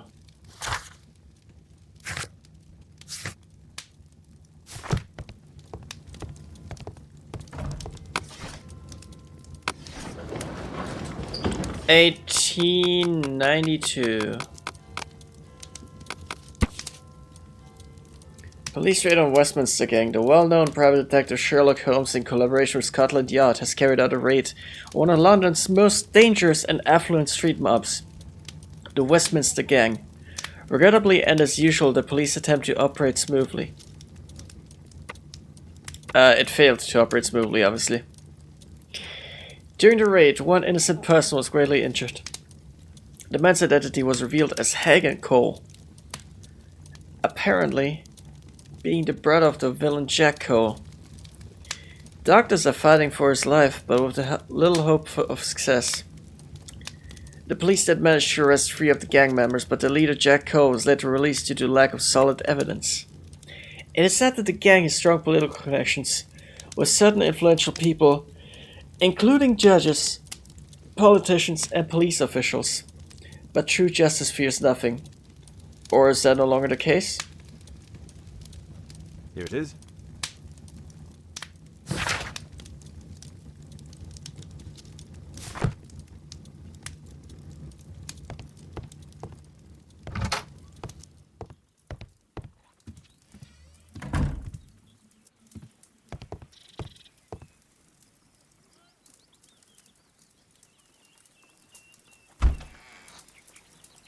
Let's first...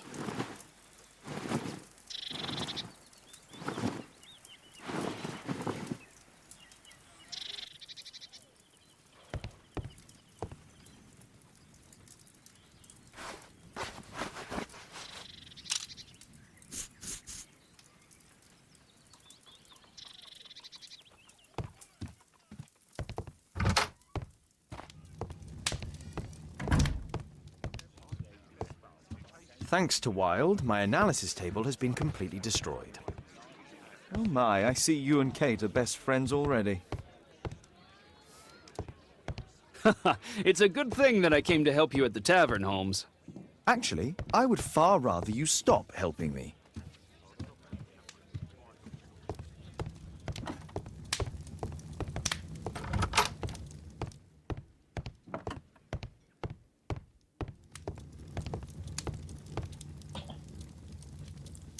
Well.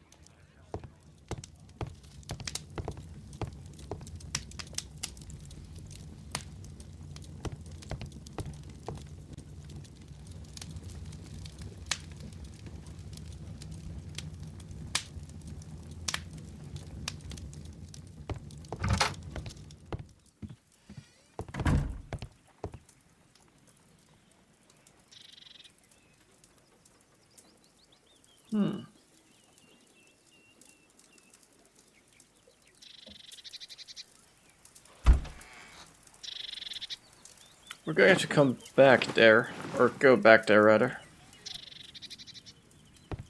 I fear.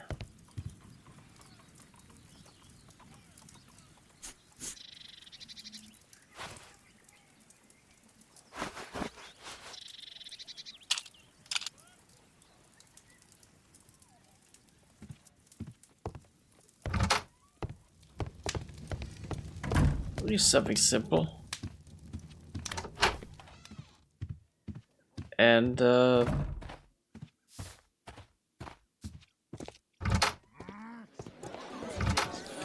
dang top hat. What can I do for you, Mr. Holmes?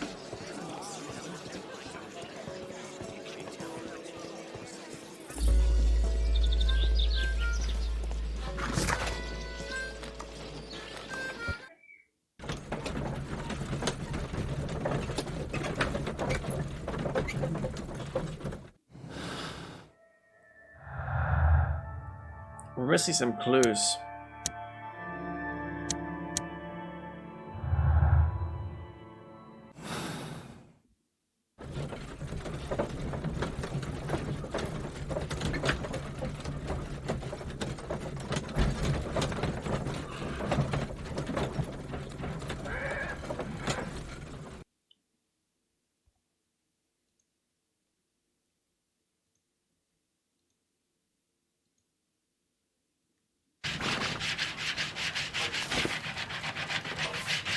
Our suspect with his family near their house.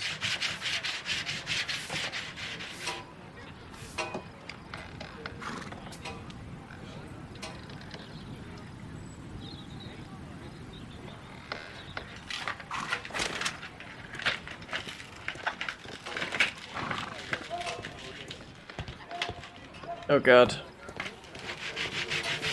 It's them. That being said, this could be the house.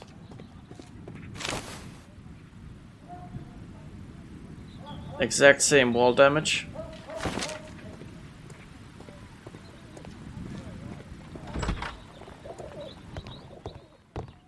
Clearly, this is the place.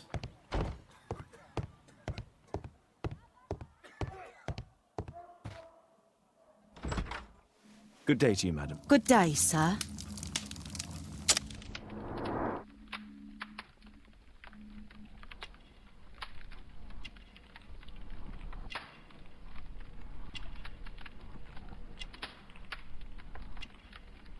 Spectacles, poor eyesight, no doubt.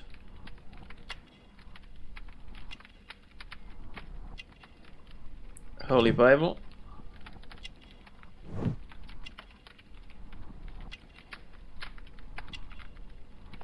Religious image. Obviously. She's a Protestant.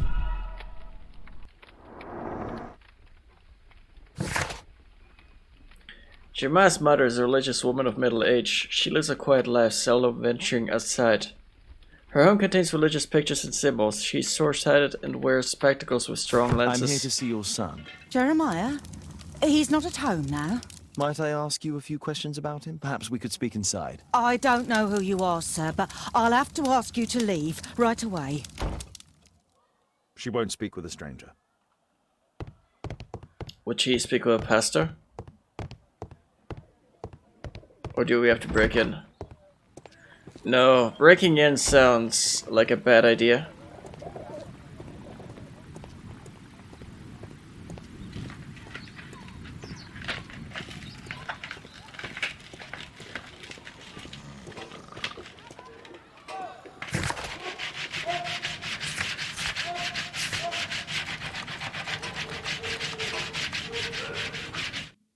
Guess we should fast travel.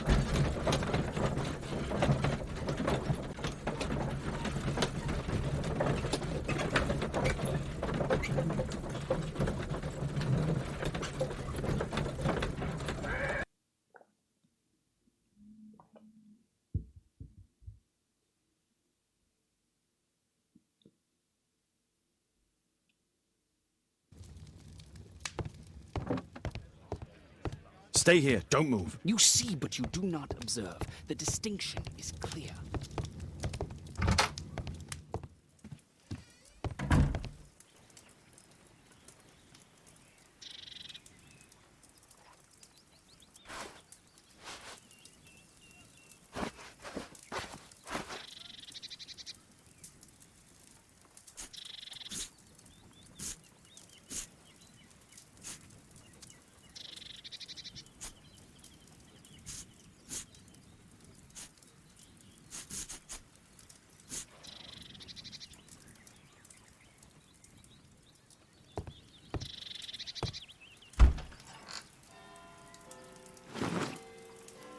Lord knows that this will do.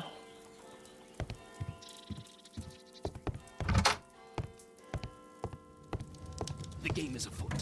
Not a word. Into your clothes and come. Stay here, don't move.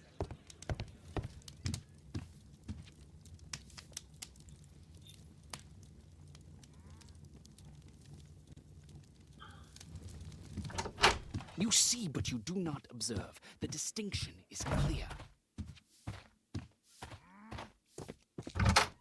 Get a nope out of that fellow.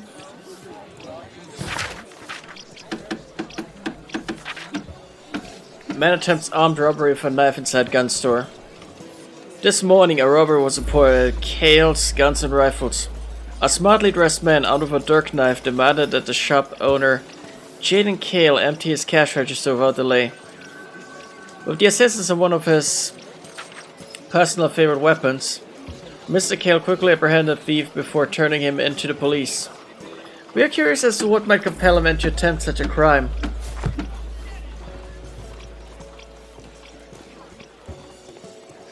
With a knife, no less. Wiggins, an exorcism. Protocol 2.5 on Lambeth Street. Yeah, you can count on us, Gov.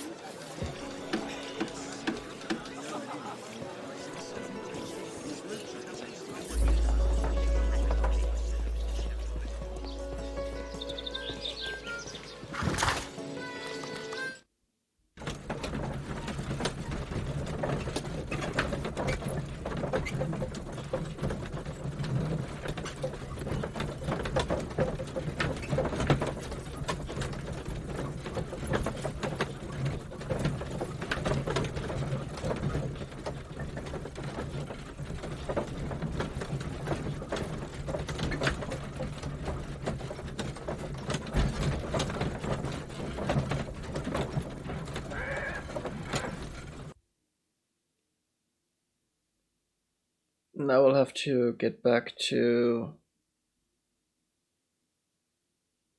Jeremiah's mother. We're ready, Gov. We're ready, Gov. Good. Wait. We're right here. That's good. Someone close the door.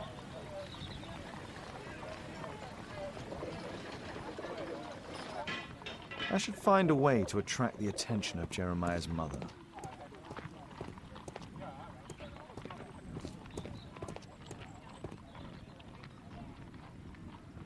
Should we?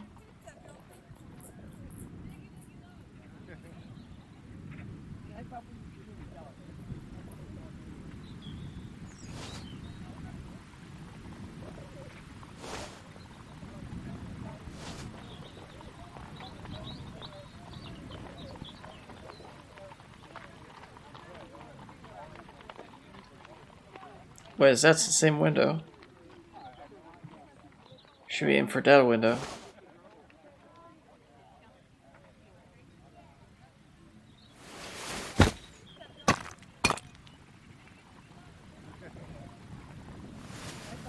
Too strong.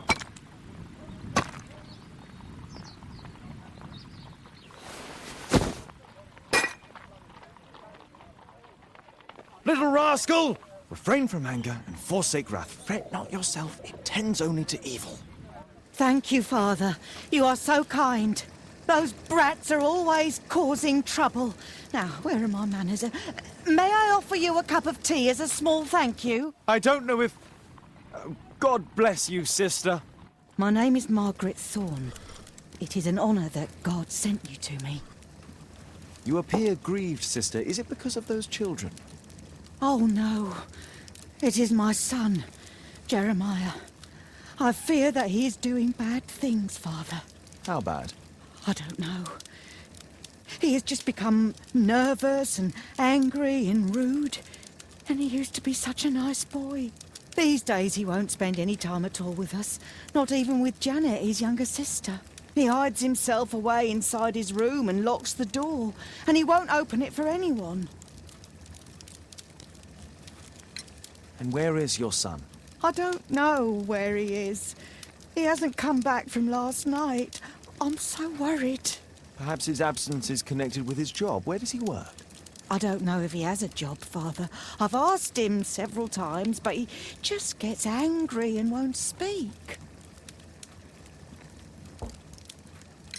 Perhaps Jeremiah is being poorly influenced by his friends. I wouldn't know. He never mentions any friends. I am afraid that he could be possessed by the devil himself. He's changed so drastically lately. He won't tell me anything and he flies into rages and shouts at me. I don't know what to do. Don't distress yourself, sister. You were right to confess. Truly, I can feel an evil presence in this apartment. Oh, God! Allow me to search for the demon in this house. God bless you, Father.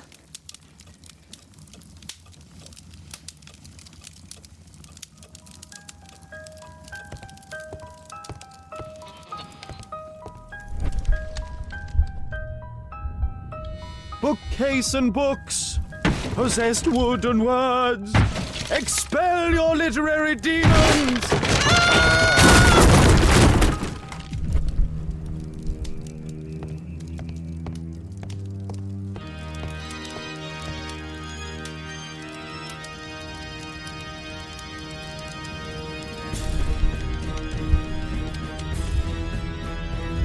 Wooden door, iron handle, battle the demon, unholy vandal! Oh, Father, please help us! Fire and flames, better for crumpets than foul-toothed demons. Begone and bring peace!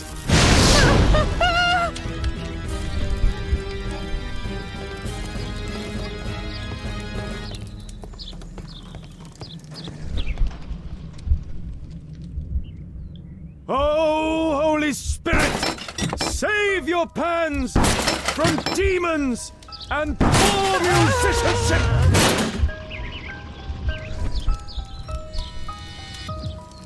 Father, it's a demon!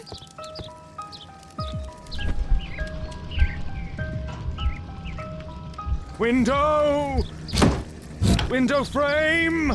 I must protect you from demonic pain!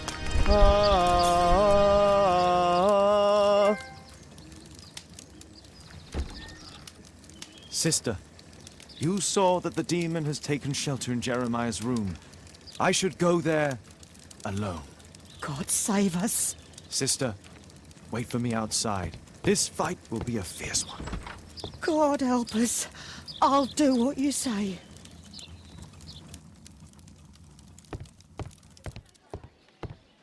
Does he plan to escape from London?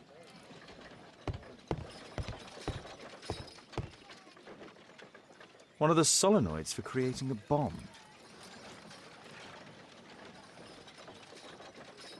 This is probably Janet, Jeremiah's sister.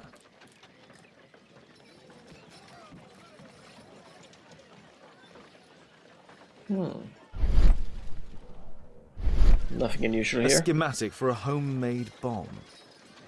Well, what a coincidence. This is evidence enough to put Jeremiah behind bars.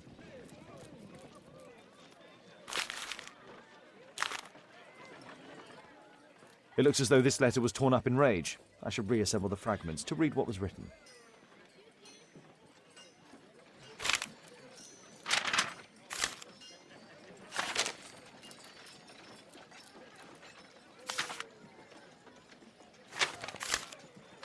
No.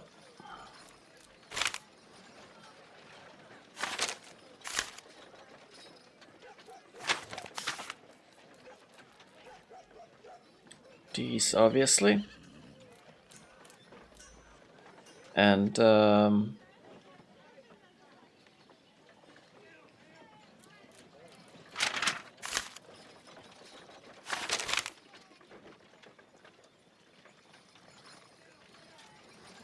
we'll add this to the letter.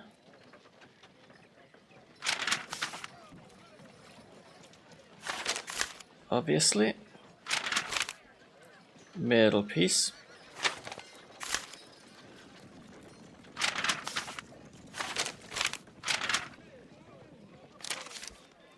It appears that Jeremiah received a threatening letter from somebody known as the Dart.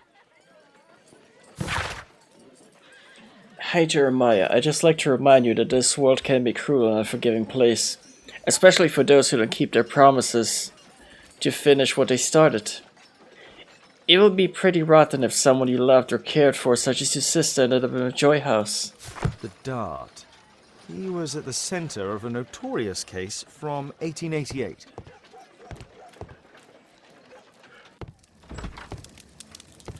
It's over.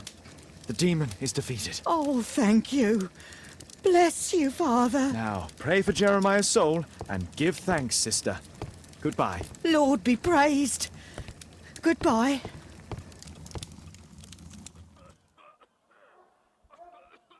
I have finished here.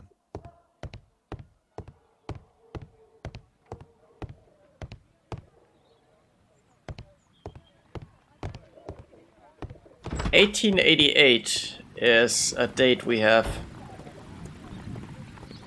gotten.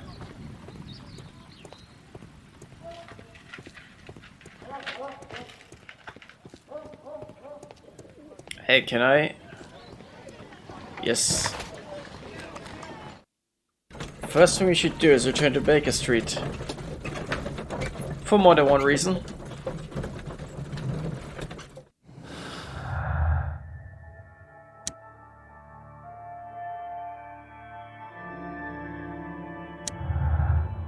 Also, the components for the homemade bomb were present.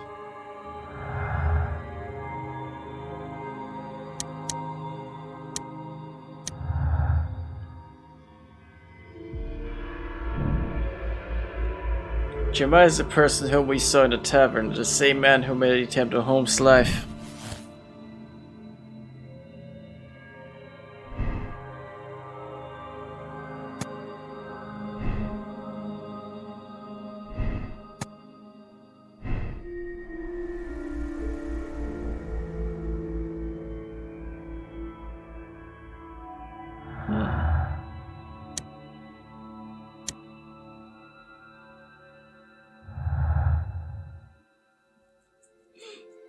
Well.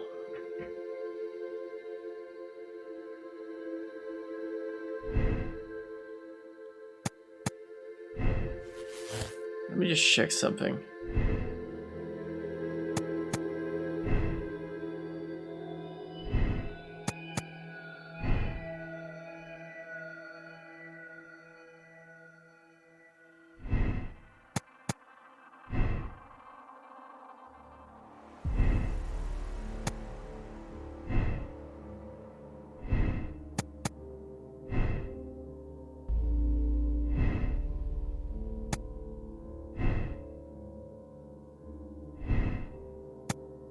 We can't really connect the two at the moment.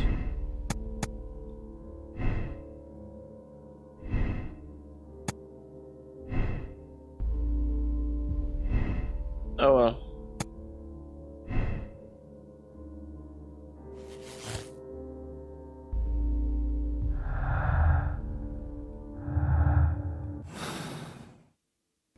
Well, we have inconclusive evidence at this time still.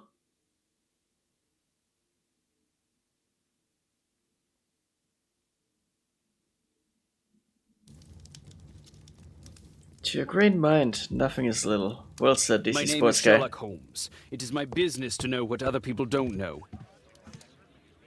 How are you doing, man? Stay here, don't move.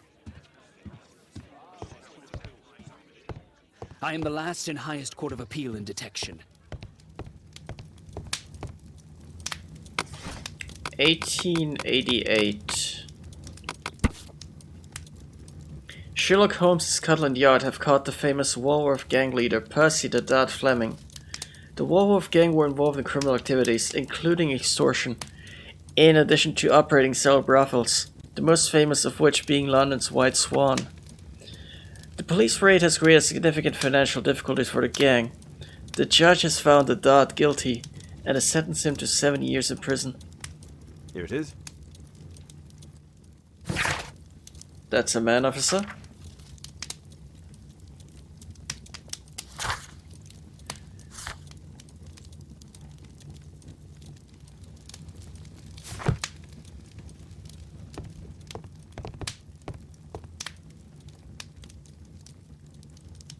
Well, now let's go to Scotland Yard.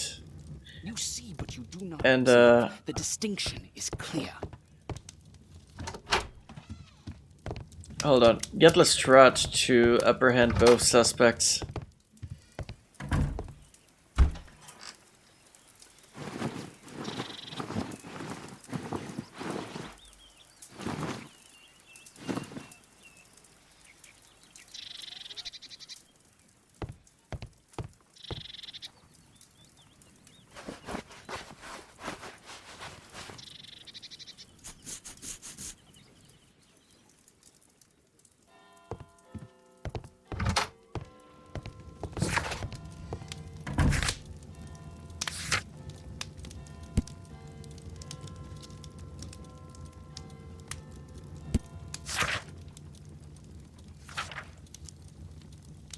$7 years for what? Probably illegal prostitution, I'm not sure. Could have been something else, could have been a lot of crimes. It's not exactly detailed. Nor do I have any recollection of what exactly he was convicted of. What can I do for you, Mr. Holmes? But gee, I think running criminal businesses is reason enough. Probably a murder or two as well.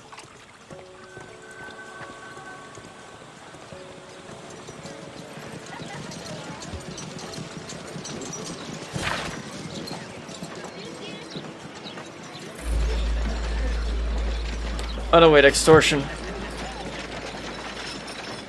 Yeah, more likely extortion than anything else. I can't quite remember if I know the way to Scotland Yard. Dancing elephant. Strange, but it somehow makes me think of Mycroft. Dancing elephant. Strange, but it somehow makes me think of Mycroft. Mycroft being Sherlock Holmes' brother.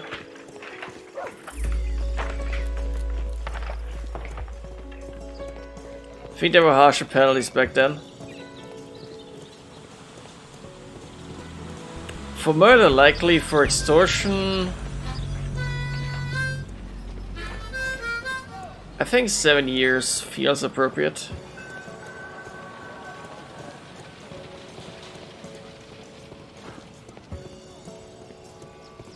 But we don't know the exact stack of crimes proven guilty of.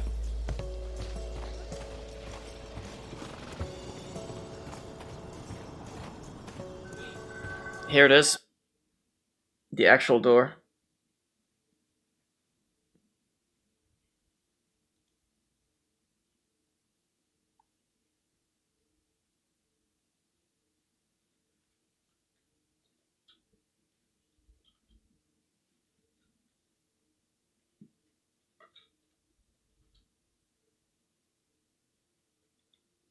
Also, have I asked how you're doing yet?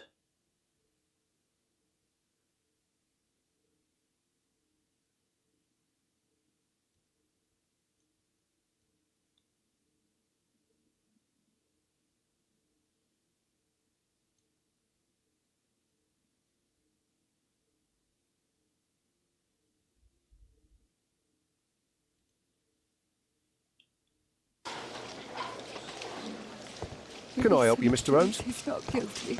Calm down, dear. Good day, Constable. Is Inspector Lestrade here? Inspector Lestrade is back at his office. Can I help you, Mr. Holmes?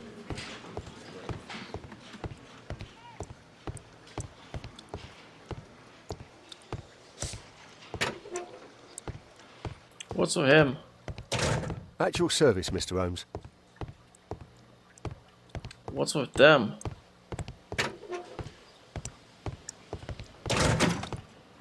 Okay, curiosity is getting the better of me. Is there? There's nothing in the morgue.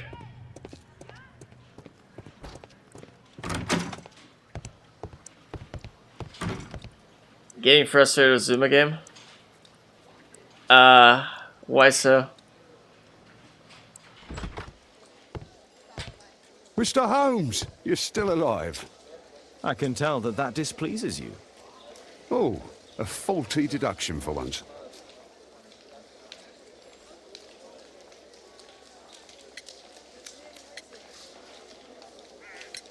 Lestrade, I have two suspects in our case, Jack Cole and Percy Fleming. Can you apprehend them?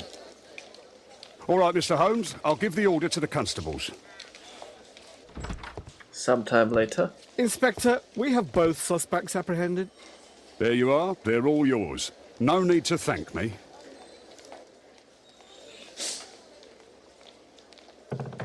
That was awfully cooperative for once. How can I help you, Mr. Holmes? Shapes of noses. I have questions, Inspector Lestrade.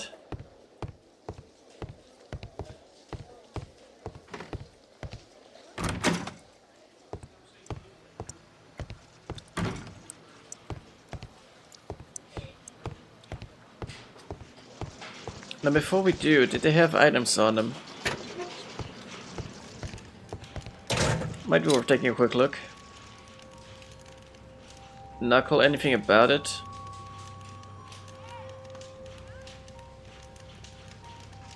Personalized thuggery. How novel.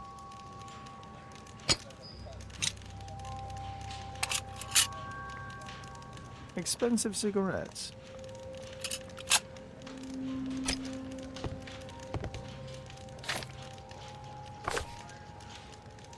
It looks like encrypted records.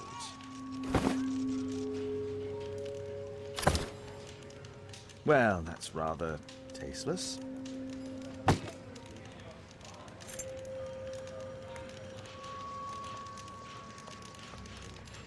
A spintria, used in the brothels of ancient Rome.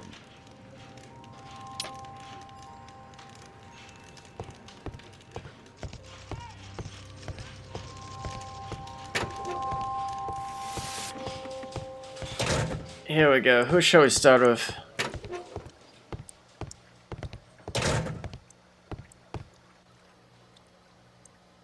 Left or right?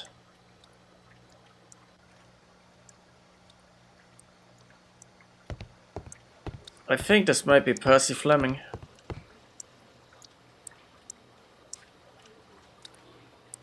And the other must be Jack Cole, just judging by looks.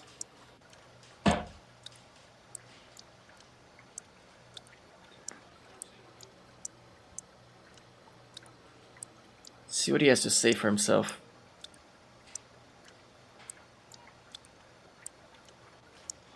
Please, escort this suspect for interrogation.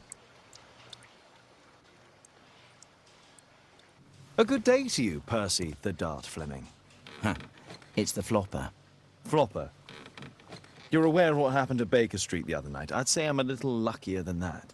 Well, I don't give a fig. First thing you notice, scar, probably from gang warfare. Because no beating in childhood leaves that kind of scar.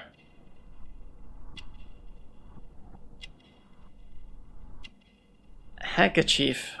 Feels more like fashion than on wellness considering the blue shirt.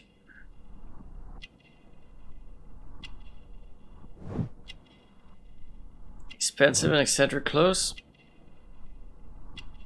There's a tattoo. This is Westgate Prison tattoo. I recognize it. Oh, wait, can we inspect rings? No? Fair enough. We can inspect these rings. Ostentations.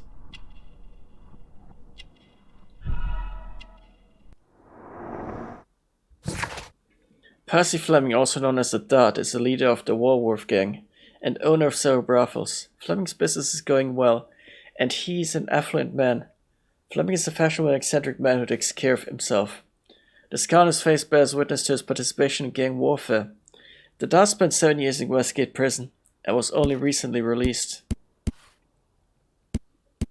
It also looks like tomorrow's case will be the last. Obviously, it could be wrong, but the portrait suggests such.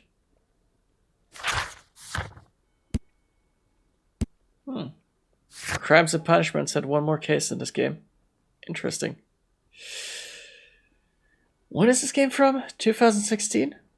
15? 14? Not 14, most certainly. 15 or 16. Probably 16. What were you doing 2 nights ago around 1 a.m.? I was at the White Swan. The White Swan? The brothel that you own? That can't be counted as an alibi. What do I need an alibi for?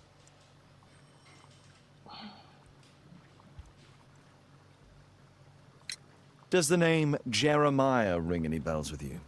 It's the first time I've heard it. Whoa! How about this threatening letter that bears your name? Oh, I remember now. A threat? Come on. Just a reminder for him to pay his debts. It's just a small one, and it's a matter of principle. How do you know him? Ah, he's always coming around, begging for odd jobs. But he just talks rubbish. He's off his head. Do you have any business with Jack the Hammer Cole? I have. He sometimes provides my business with girls. But he's stupid. A hot-headed clown. Yeah, I'd be worried about him if I were you. Yes? He told me what you did to his brother, and... well, let's just say he hates you.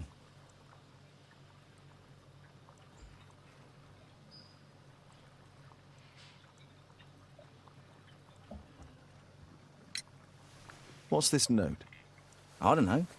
It was among your belongings. So what?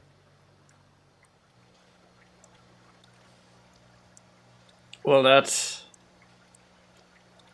Please, escort this suspect for interrogation. fair enough. Let's talk to Jack Cole then. So, Jack the Hammer Cole, we meet again. Why am I here? Don't pretend that you don't know. You're a suspect in the case of an attempt made on my life. Rubbish. Just like the old days, eh? Arresting me on suspicion. You've got nothing. Oh, no? How about the revenge for the trouble that I brought to your gang? And also your brother? Don't you dare mention my brother.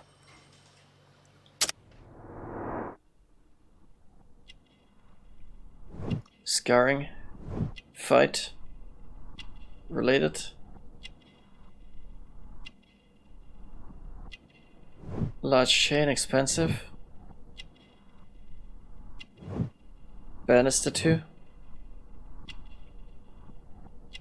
Ring of Hammer. Feels self-effective. Wouldn't a Masonic ring have an eye on it?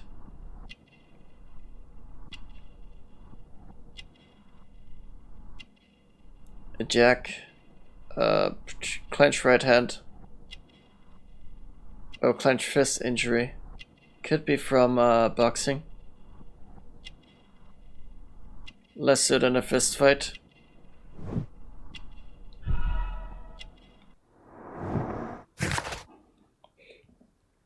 Jack Cole, the leader of the Westminster gang and owner of the illegal gambling room. His valuable possessions indicate that he is a wealthy man. He has a lifelong connection with fighting.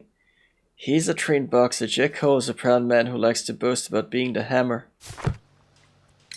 Your brother was hurt. It was a regrettable accident. He was in the wrong place at the wrong time. I can hardly be blamed for that. What? You bastard. You're the one responsible for him becoming a cripple. He was innocent. An accident, you say? Oh, I can't wait for the moment that you get whacked proper. Quod erat demonstrandum. That's your proof. If I wanted to kill you, you'd be dead already. Do you know what happened at Baker Street that night? I do know, but I had nothing to do with it. And where were you at the time? I was at my tavern all night long. I see. I went to your place and I saw a man with a hair lip arriving to meet with you. What business do you have with him? Business? He's a regular customer, that's all. And what about the suitcase that your regular customer brought to you? What? What are you talking about? No, those were in the personal belongings, but not the suitcase per se. We just found those records. I don't remember a knife, nor a description of the attacker, nor a photograph. Must be valuable loot. Why, the suitcase full of stolen silverware that I found in your secret room? What? How? You searched my room? Yep. It's not stolen. I often buy a lot of different things and sell them on after. It's all legal. Oh. Oh, I believe you. Tell me about the business that you have with Percy Fleming. What? I don't have any business with him. No? Oh. Oh, you supply girls to his institution. He's confessed. Well, he's a liar. Oi, why did you tell them I supply girls to your brothel? Eh? What are you talking about?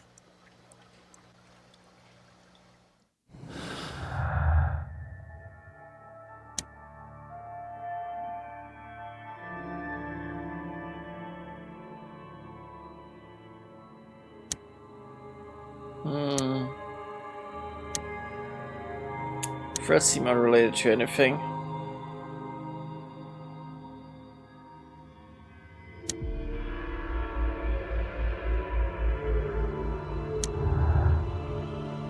That's the injury.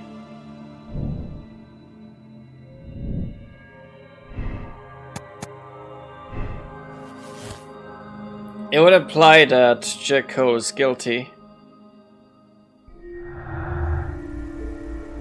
If we combined the notion of the injury with the notion of the murder attempt with the bomb.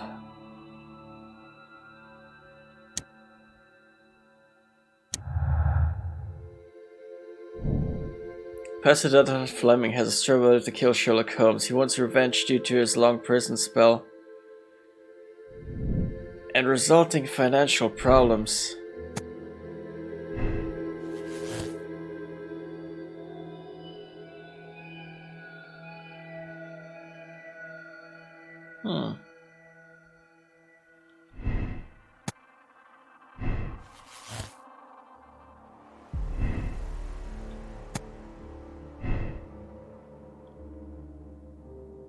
Meanwhile, I'm still convinced that there's something fishy about the Orson fella.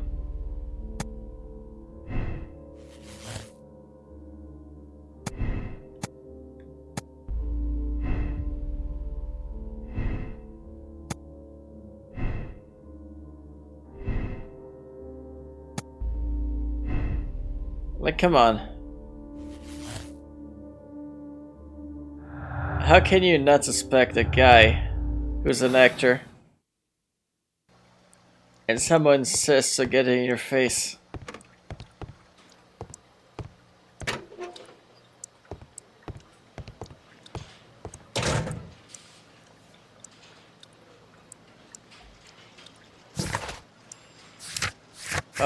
Can we like...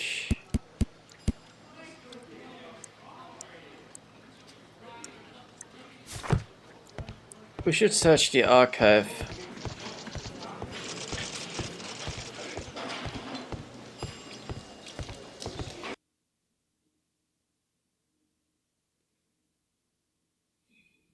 Think of doing a quick travel actually. Considering there's nothing happening in the streets. But then again, it's nice to walk around. Or run around, as the case may be. Still, it's also hell trying to find your way into and out of the street.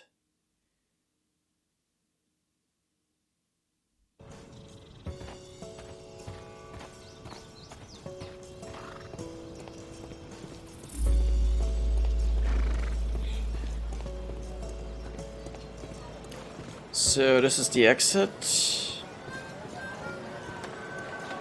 Was there anything down here?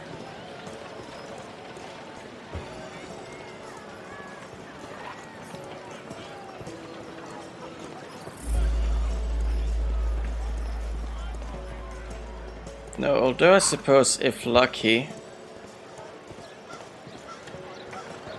it leads us right back.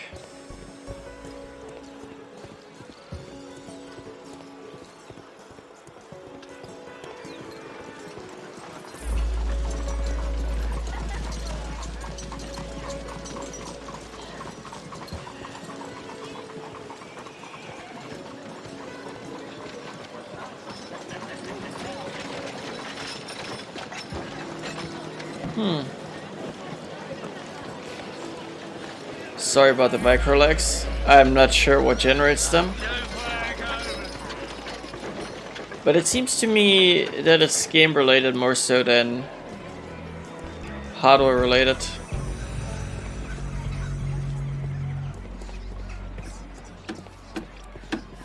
Or somebody's being very unorthodox with coding.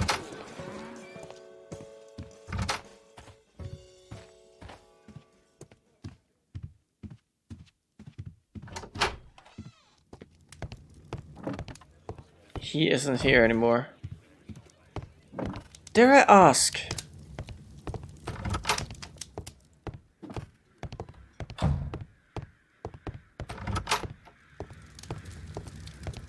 Dare I ask where he might be?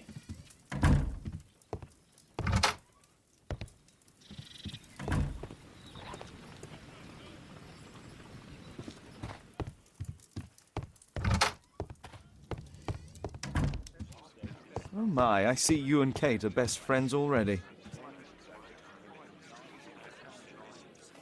I am not seeing him from up here.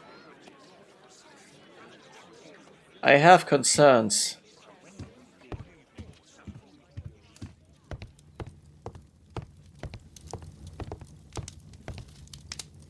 Right, let's see what we can find about the encrypted records.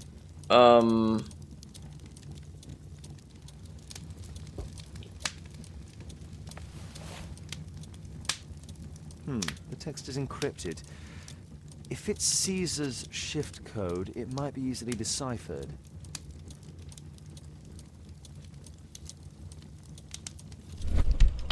I wonder if it is.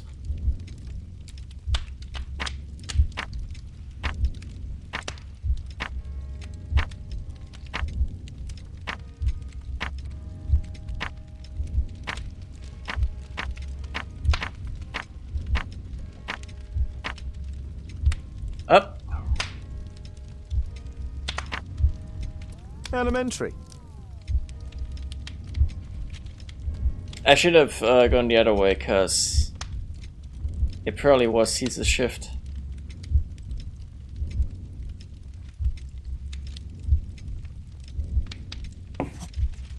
It's a notebook filled with debts. And Jeremiah's name is on the list.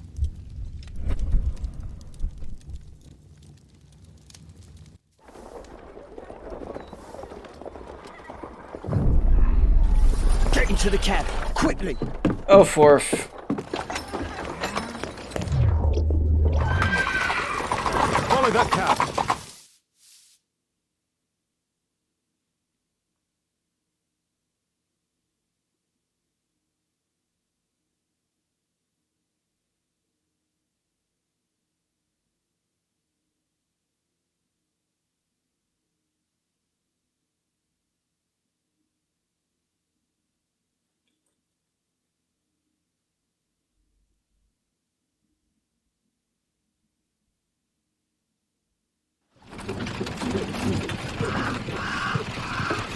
Something tells me I might spend forever at this I part. should find a way to get inside. And this is where the game gets super difficult for no reason. In my experience, at least. I'm still playing blind, obviously.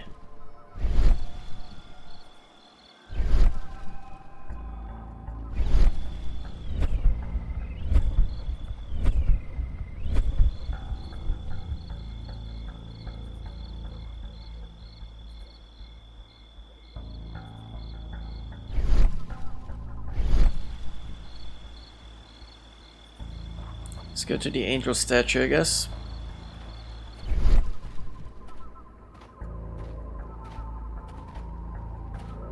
And not get seen, obviously.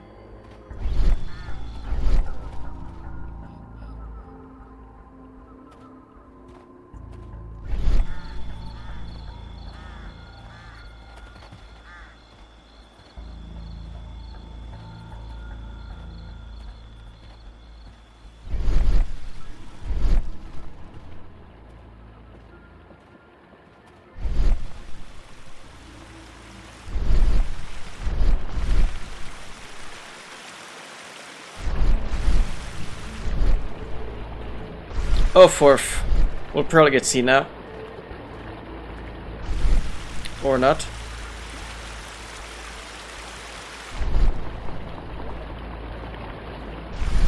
Whoa. Something Okay. moved. Okay.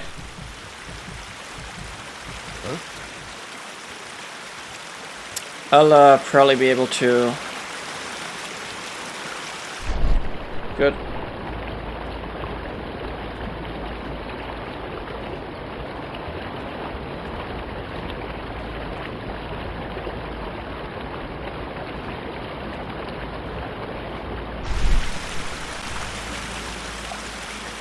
I assume we can just go around here.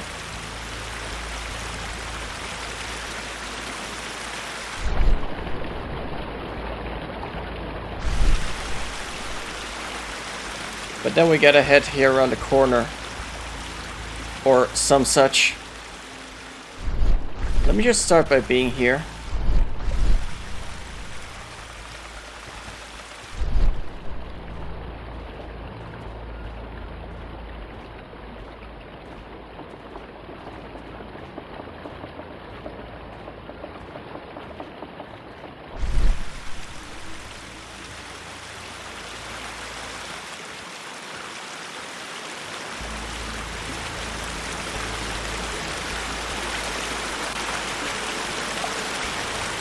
It's closed.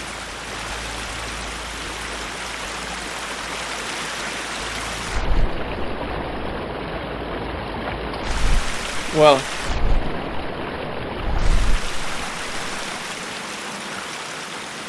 Definitely heading that away, I guess.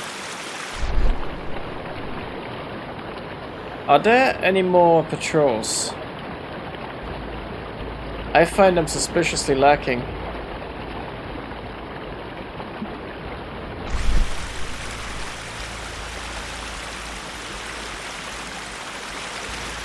There's something to cross here.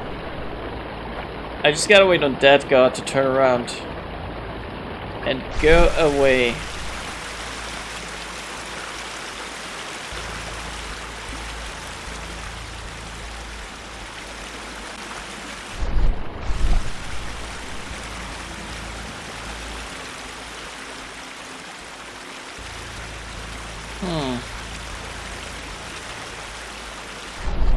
Let's wait on him to return.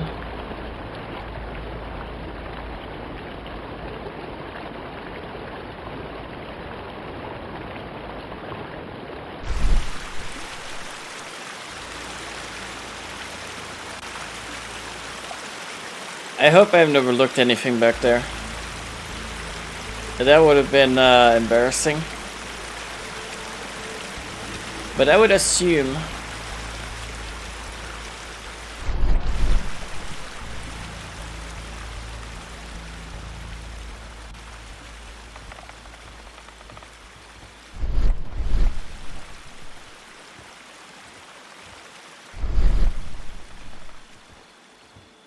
is it here? Locked. Very locked. I can obviously just opt to skip if this gets too much. But I don't wanna.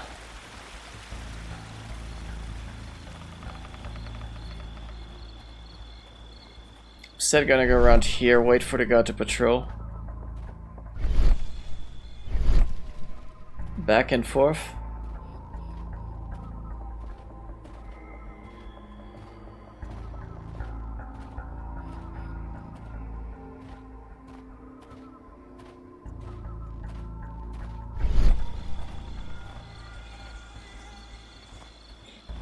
My god, I'm probably close.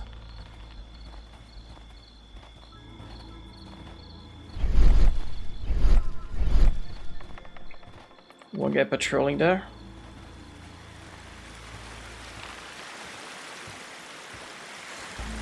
I would assume that it's safe to wait here.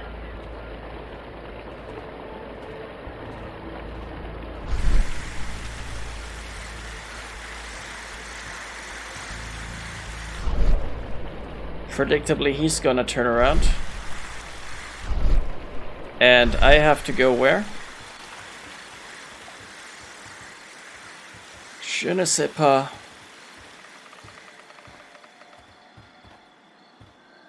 But I can probably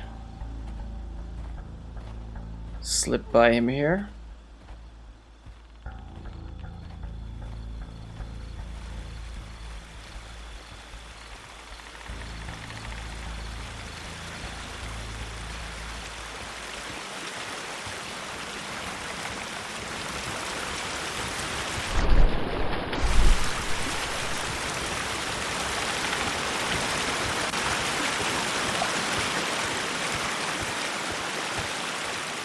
Cross the tree without a balance check.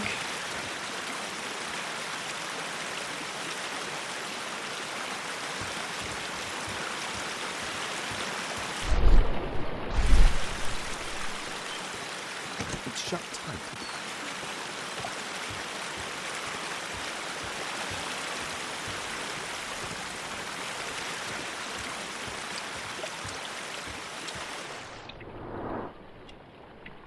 What do you have here? Blood, fresh stains.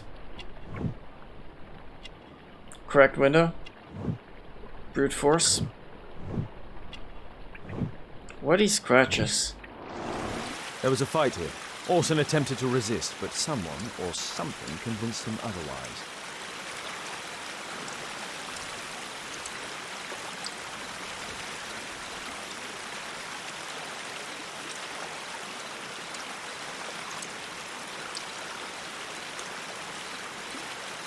All right.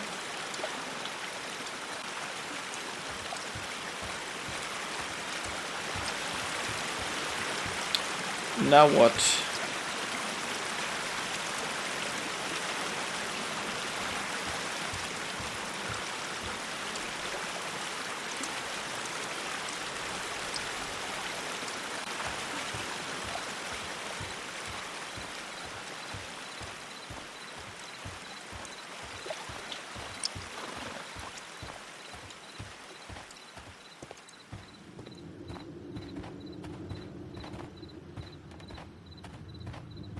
I swear, if there's another timed section coming.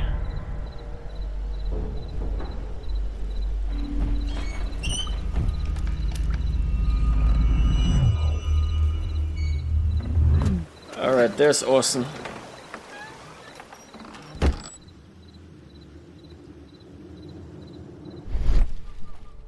That's nice. And we're supposed to work our way past the gods.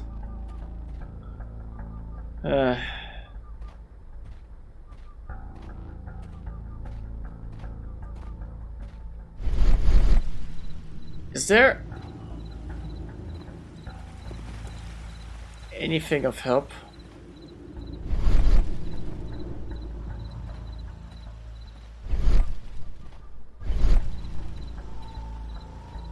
Let me go here.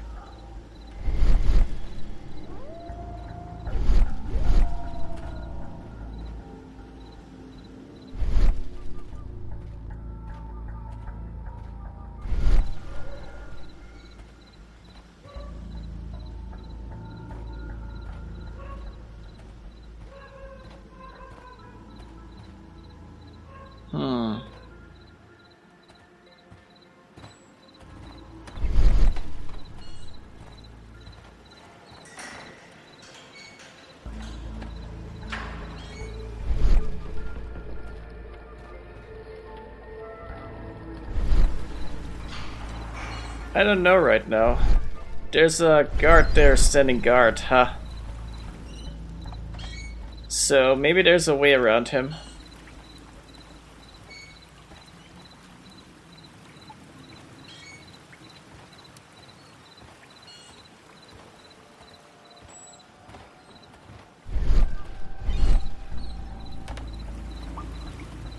I can't go up here, it Kids out seems. fighting bobbers and stealing antiques. And what do I get? Guard duty. I'm gonna leave here. And up this ladder.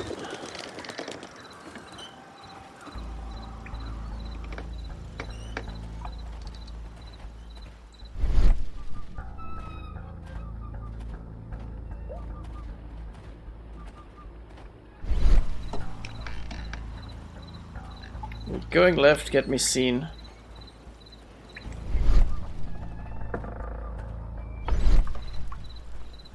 No, but it also leads to a dead end. Not very helpful.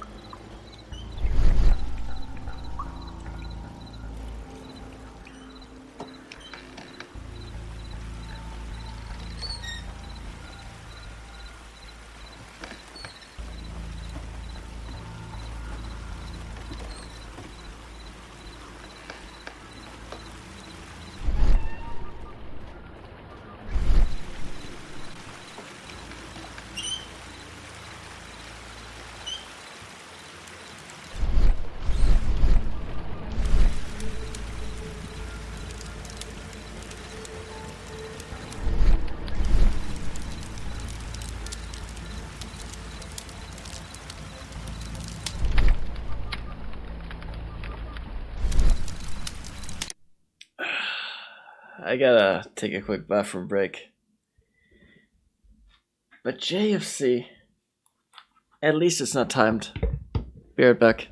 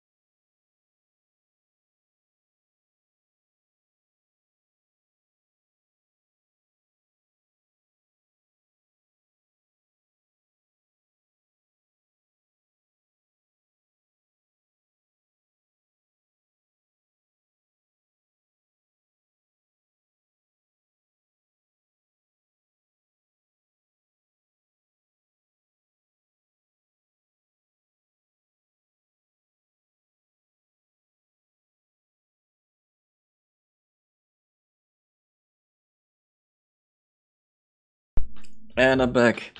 Why don't I play Warzone? Because Warzone strikes me as an awfully boring game. There, I said it.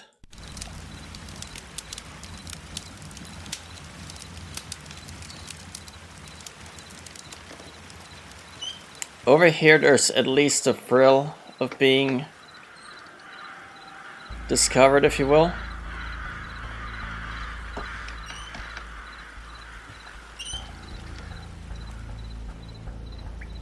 And not to mention, holy shit, you know?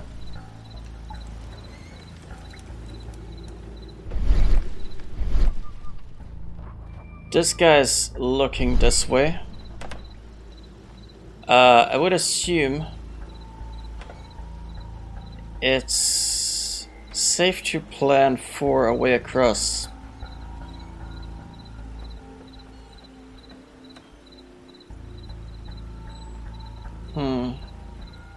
Is there a ladder or anything up there?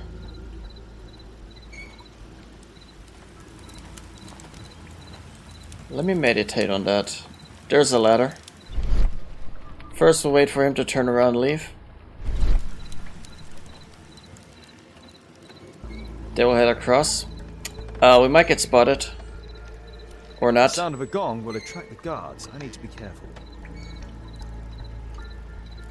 Boys, check out that sound. There's someone there.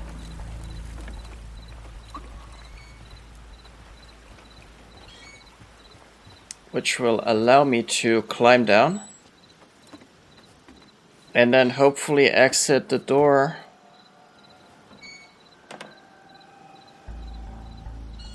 Safely.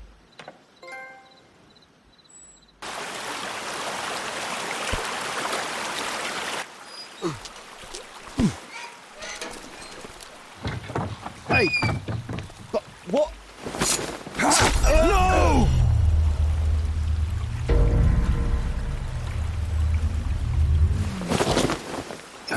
We need to get out of here.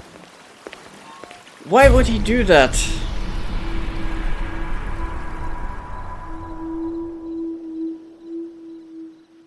He just murdered a man.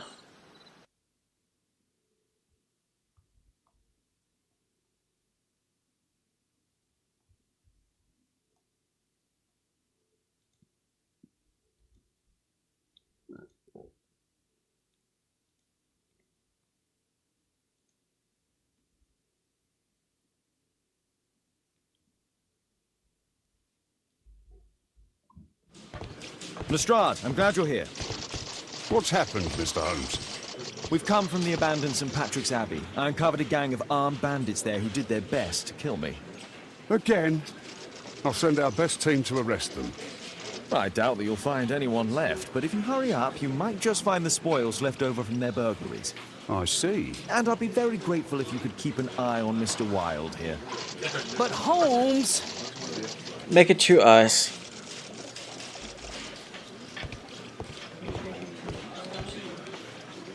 Wilde, please try to remember. And the slightest detail, etc. Well, apart from the smell of those bandits who kidnapped me, nothing special. And this Jeremiah was spending his time complaining about working for the fart. I think you mean the dart. Yeah, whatever. Jeremiah said that they should all wait till the fart was released. Makes no sense, right? Mr. Holmes, can we go home? I need a rest. The fart. I'm going to assume that there's nobody in here. That would have been way too competent of Scotland Yard to suddenly procure the body of the man we murdered. Well, not we necessarily, but Mr. Wilde did.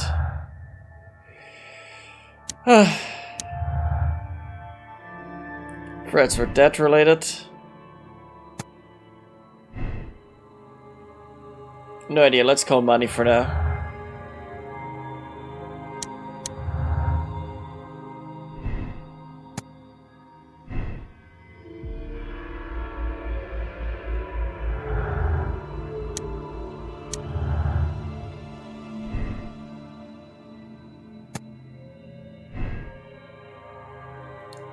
Okay.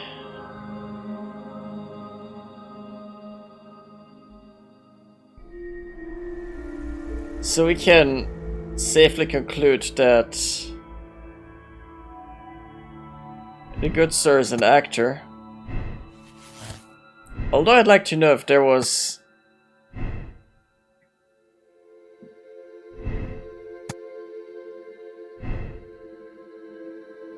if there was anything indicating... Oh, hey, photo.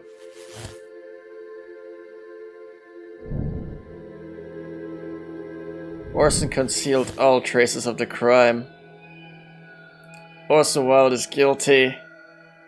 This is the ultimate conspiracy. The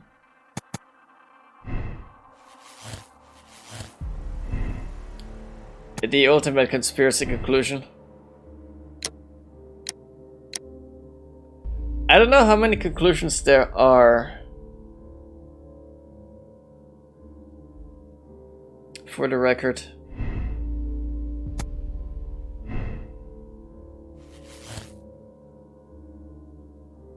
But another conclusion is that Percy Fleming is guilty of the attempt on Holmes' life.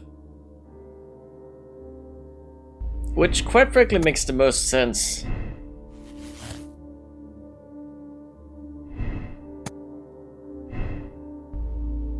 I'd just like to see what else we could procure.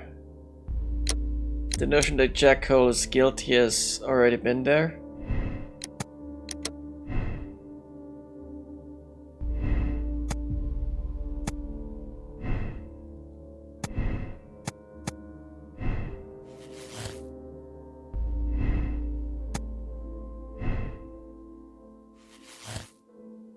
Oh yeah, I've seen your last comment, but why would I play such a boring game? Let us trace this back. So, I think we can safely assume that Mr. Actor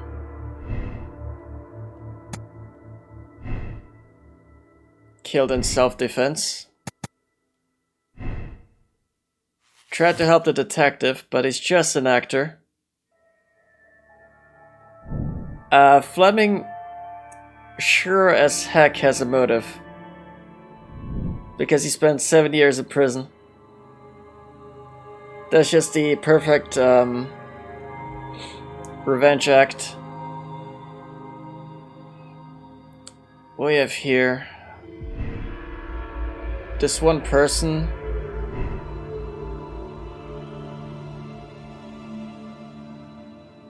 I think it was just about stolen items. Probably to sell. Jack Cole doesn't strike me as a liar. Not from what dialogue we've had. What else? Fleming's motive, bomb maker. We can assume that Orson told us the truth. And that Percy the Dart Fleming's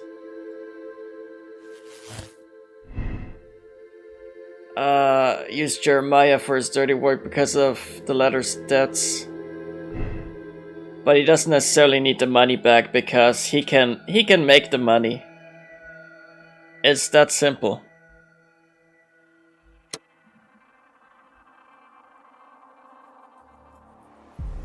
Now here's the question, what moral choice do we pick here? It's pretty obvious, or at least obvious to me, to conclude that Percy Fleming is Mr. Guilty right here, as he may have wanted revenge for, or after his 7 years in prison and his resulting financial problems. Jeremiah being the accomplice, which strikes me as likely, considering, come on. He just wants to provide for his mother, I believe.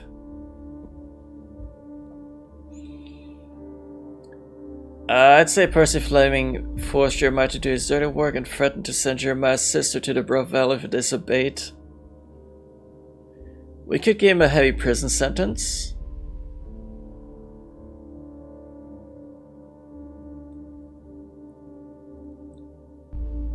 Or we could assume that Jeremiah played on Percy's ego, in that he offered to kill Sherlock Holmes. And we could just assume that Percy Fleming was manipulated into being the murderer and doesn't exactly necessarily morally deserve prison. But you know what? Let's just condemn him anyway.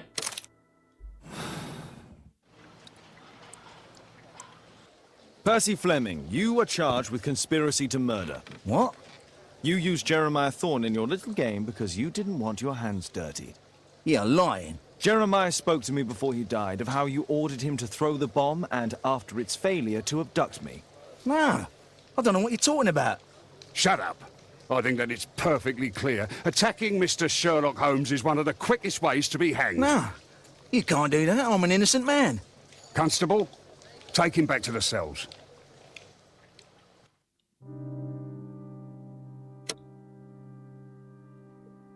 And thus, the ending of this act.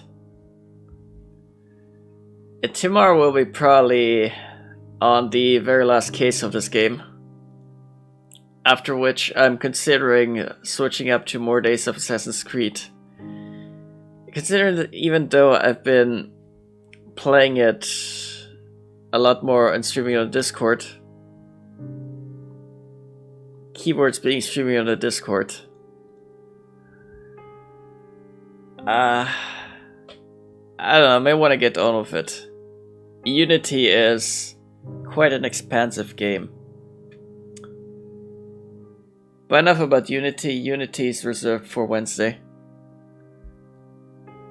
Tomorrow, we're going to play some of this. Lock, stock, and two smokings. Or smoky bombs.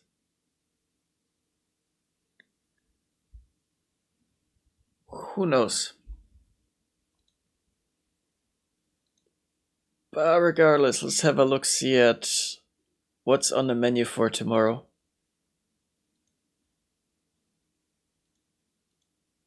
Once the game finishes loading. Crimes and Punishments 2 had a case of longish loading screens, so that's kind of upsetting. Holmes, you simply have to face up to it. You need to have a serious discussion with Kate about her origins. I can't. No more excuses. She will learn soon enough that Alice is leaving.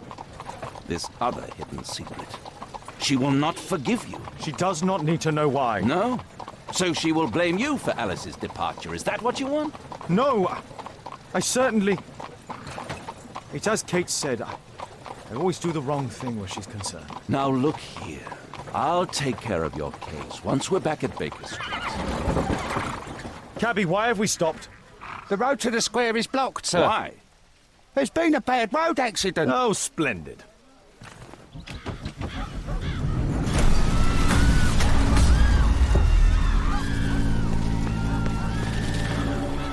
We'd better hurry. There may be injured who need help.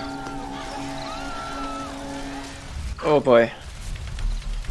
So next time we're taking care of a road accident. And we'll see how that goes and who the perpetrator might have been. Till then I wish you guys a good one. Merry day, morning, night, where you live. And remember to stay safe out there. And always take your medicine, drink your tea. And keep your distance from the sick. Yeah, sure, why not? Anyway, awkward goodbye. See you later. Have a good one, guys. And we'll be on case for tomorrow.